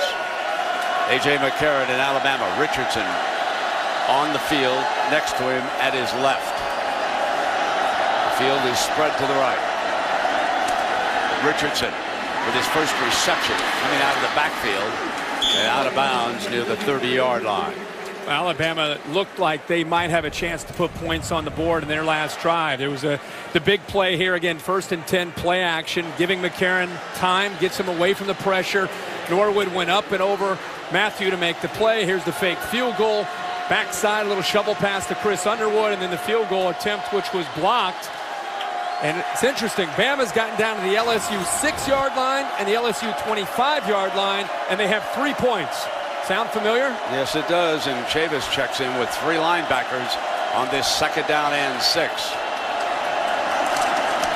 And here's Richardson hit in the backfield for a loss that time. Mingo, that lightning quick defensive end. He uses quickness here and just is able to attack the gap. Watch how he just shoots down DJ Fluker, the right tackle, can't deal with that speed. In fact, the right guard that time, McCullough, also, I think, surprised by the slant, the movement of this LSU defensive line. John Chavis that time guessing right which way he slanted the D-line. The speed there of Mingo is the difference. And he keeps 3 linebackers on. Does not go to the nickel. That keeps Matthew outside on the corner. McCarron forced out of the pocket. Fires complete to Hanks. Got the first down. At the 37-yard line, he picked up number 15. And A.J. McCarron continues to impress with a passing game. And 3rd down, John Chavis dials up some pressure of his own. In fact, Kiki Mingo drops back in coverage like a linebacker from his defensive end position. Watch Hanks not give up on this. His quarterback's buying a little time. Little rub route there. Not only catches the ball, but deals with Eric Reed, who makes a big hit there to try to dislodge that football. But right there's the young man that has got to step up. With Marquise Mays down, Darius Hanks, the senior's got to be able to make plays. Richardson around the right side finds a hole and steps into it to the 43-yard line on that first down. Adams, and that's a good first down run for Bama. Watch Norwood and Smelly sustain their blocks, 87 and 17. Not only do they lock on, and Adams does a good job. Kendrick Adams, 94, does a good job to fight away from Chris Underwood. But that's a very big key in this game for Alabama. They thought in the first matchup they weren't able to lock on and sustain blocks, and it affected their running game. Now Simon checks in. So there are 5 defensive back. Matthew will go to the slot receiver on this 2nd down. He's looking at Hanks. And they'll run Richardson against the nickel for a first down to midfield. I love William Vlahos. Center that's 6'1", 300 pounds. He played so much football for this football team. He and Barrett Jones go to the nickel. And Matthew becomes very dangerous when he steps up on the slot receiver. He now edges down at the top of your screen, number 7. 3rd down, Matthew trying to get in. He's picked up, complete, and it's a first down. That is Williams, the big tight end. Herbie, they did a great job with number 7. He was trying to get in that time, and they were ready for it. Well, they get creative when they move Matthew to the nickel, but Barrett Jones, the left tackle, picks him up. But what's impressive to me is Michael Williams. The ball's behind him a bit. Tremendous effort there by Williams to fight to be able to, number 1, catch the ball and then get across the first down line to pick up the first down. First downs in this kind of game are big, not just to keep the ball, but to affect field position. They stay in nickel. You can always tell when Matthew moves up to the slot. That puts Simon at one of the corners. First down and 10. Incomplete. Mays was coming across that time, and Kevin Minter, the middle linebacker, picked him up. Talked about how on first down they've got to throw the ball. They've had 3 first downs, and they've had 3 passes on those first downs, trying to break tendencies. This time LSU gets a little bit of pressure on McCarron, forces him out of the pocket and to throw the ball before he's ready to. LSU expects a running play. Francois checks back in off the sideline to give him the extra linebacker.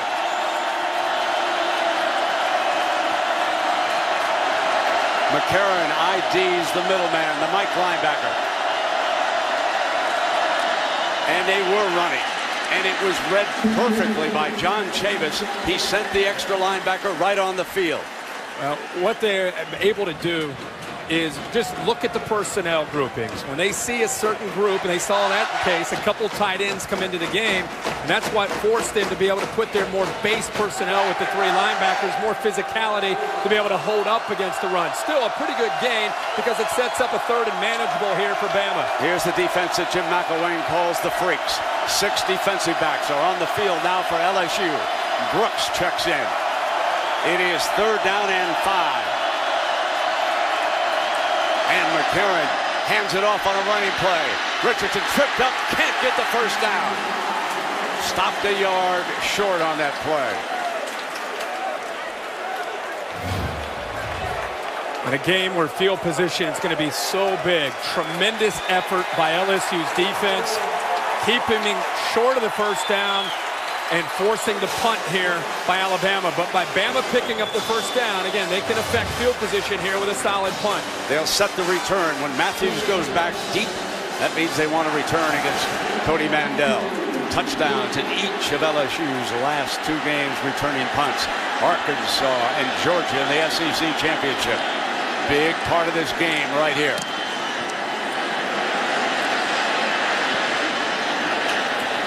Out of bounds. They keep it away from number 7.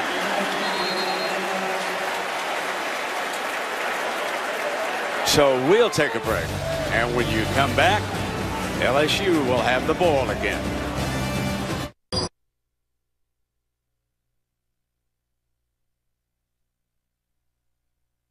DirecTV. If you call yourself a sports fan, you gotta get DirecTV. The city of New Orleans on a Monday night. So if we want to compare punters, Herbie, Wings punt 59 yards, and Alabama's first punt only 33. Now Hilliard stays in as they go to that pistol formation. He's directly behind Jefferson. And it was stopped, but it looked like they were going to bring option to the wide side of the field. Prior to the snap, false start on the offense. Number 72, 5-yard penalty. First down. Alex Hurst, the 6'6" right tackle, moved a little early. So a couple little mistakes here by LSU. Remember on this 3rd down snap, and now the false start. That's the last thing that Jordan Jefferson and the Tigers can afford to do against this Alabama defense. They put Randall in the slot. They're determined to try and keep the double team off him tonight if they can. Beckham is out wide. That's toward the bottom of your screen. They come back with the freshman running back. He is a big boy, and Les Miles has called this big boy football. And when you go against his Alabama defense, Herbie, you are playing against some big boys. Now, Nick Saban likes to get all his pressure up front with 7. Does not like to have 8 in the box if he can avoid it. 2nd down and long. There is that option look that we were expecting, and Jefferson a little bit sloppy. That is a slow developing play by Jordan Jefferson against Alabama. I understand running the option, get the speed to the edge, challenge the size of the Alabama linebackers. But if you're going to make a run, these safeties and corners are up to run support. You can see Mark Barron early in this game, a big factor defending the run, very physical, and understands this defense as well as anybody. But Jordan Jefferson, when they run option, he's got to attack and use his speed. So 3rd down and 10, and Spencer Ware in as the running back.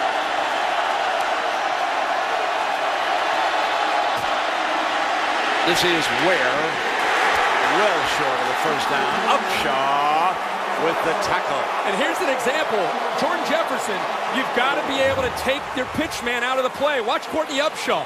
Not only does he force the pitch, then he runs down the line and makes the play on Spencer Ware. The quarterback has to take away the pitch man, account for him, and then Ware may have room to be able to get to the edge and be able to pick up a 1st down. So Mays will go back deep again, and here's that battle. Brad Wing. He can do it rugby style on the move. Straight away like this. Boom it. And Mays will return this from the 25. Comes right up the middle. 40, 45, 50. Mays breaks. Wing is there, and he's out of bounds. Towards the end of that play, he looked like he was hurt. Yeah, he looked like he pulled a hamstring or something. Sure did. And towards the end of that play, he almost just gave up on the play and went out of bounds. And he is a true leader for this team. He played in the first matchup with a sprained ankle. And for his sake, you hope that's just a cramp.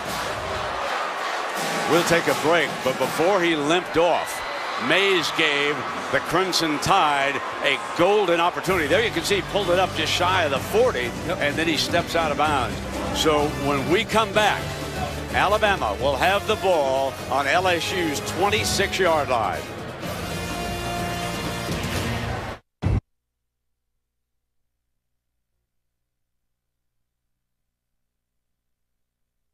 Play the Allstate Championship Challenge at allstatechallenge.com. Gatorade. These teams have what it takes on the inside to win. Do you? Join the conversation. Ford. Drive one. And DirecTV. If you call yourself a sports fan, you gotta get DirecTV. Call 1-800-DirecTV. Wonderful views of the Superdome, courtesy of the DirecTV Ultimate Picture Cam. So Herbie, Alabama with its first golden opportunity. Mays will go back to the locker room after apparently pulling a hamstring. A 49-yard return, and it gives Bama the first golden opportunity of this championship. And on first down, McCarron got time, comes in underneath, and a sliding catch at the 10-yard line by Darius Hanks, who must now become the go-to guy. And let's see if he gets his knee down before he slides out of bounds. Tremendous effort. It's like that right knee got down. I'm sure they may take another peek at this, but another 1st and 10 pass by Alabama. Breaking tendencies. They know they have to throw the ball against this LSU defense when it's more on when they want to throw, not allowing LSU to dictate when they throw the football. Constantly shifting tight ends. Offensive coordinator Jim McElwain.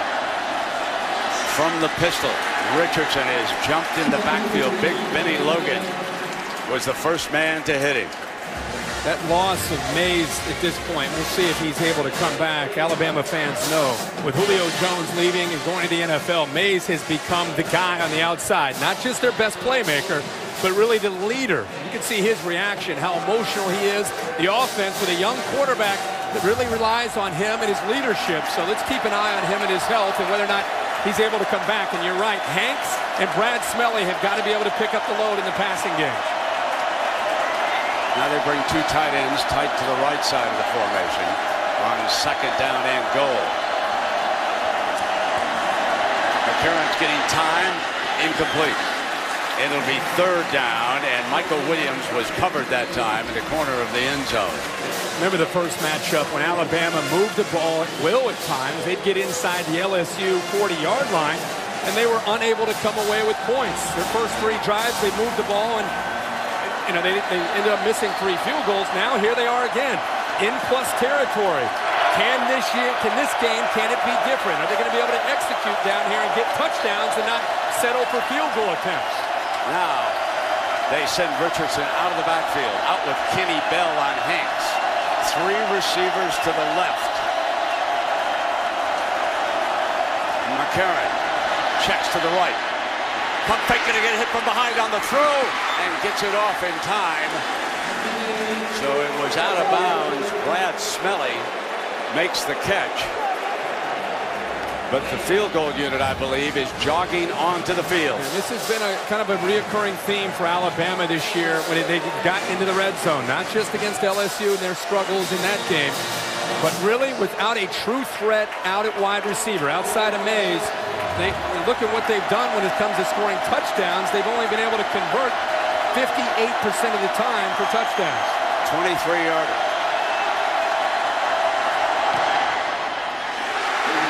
Shelley nails it, and that is huge for his confidence.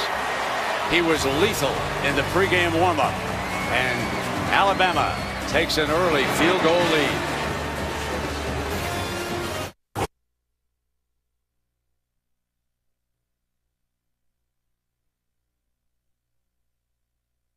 In December, what a fine young man.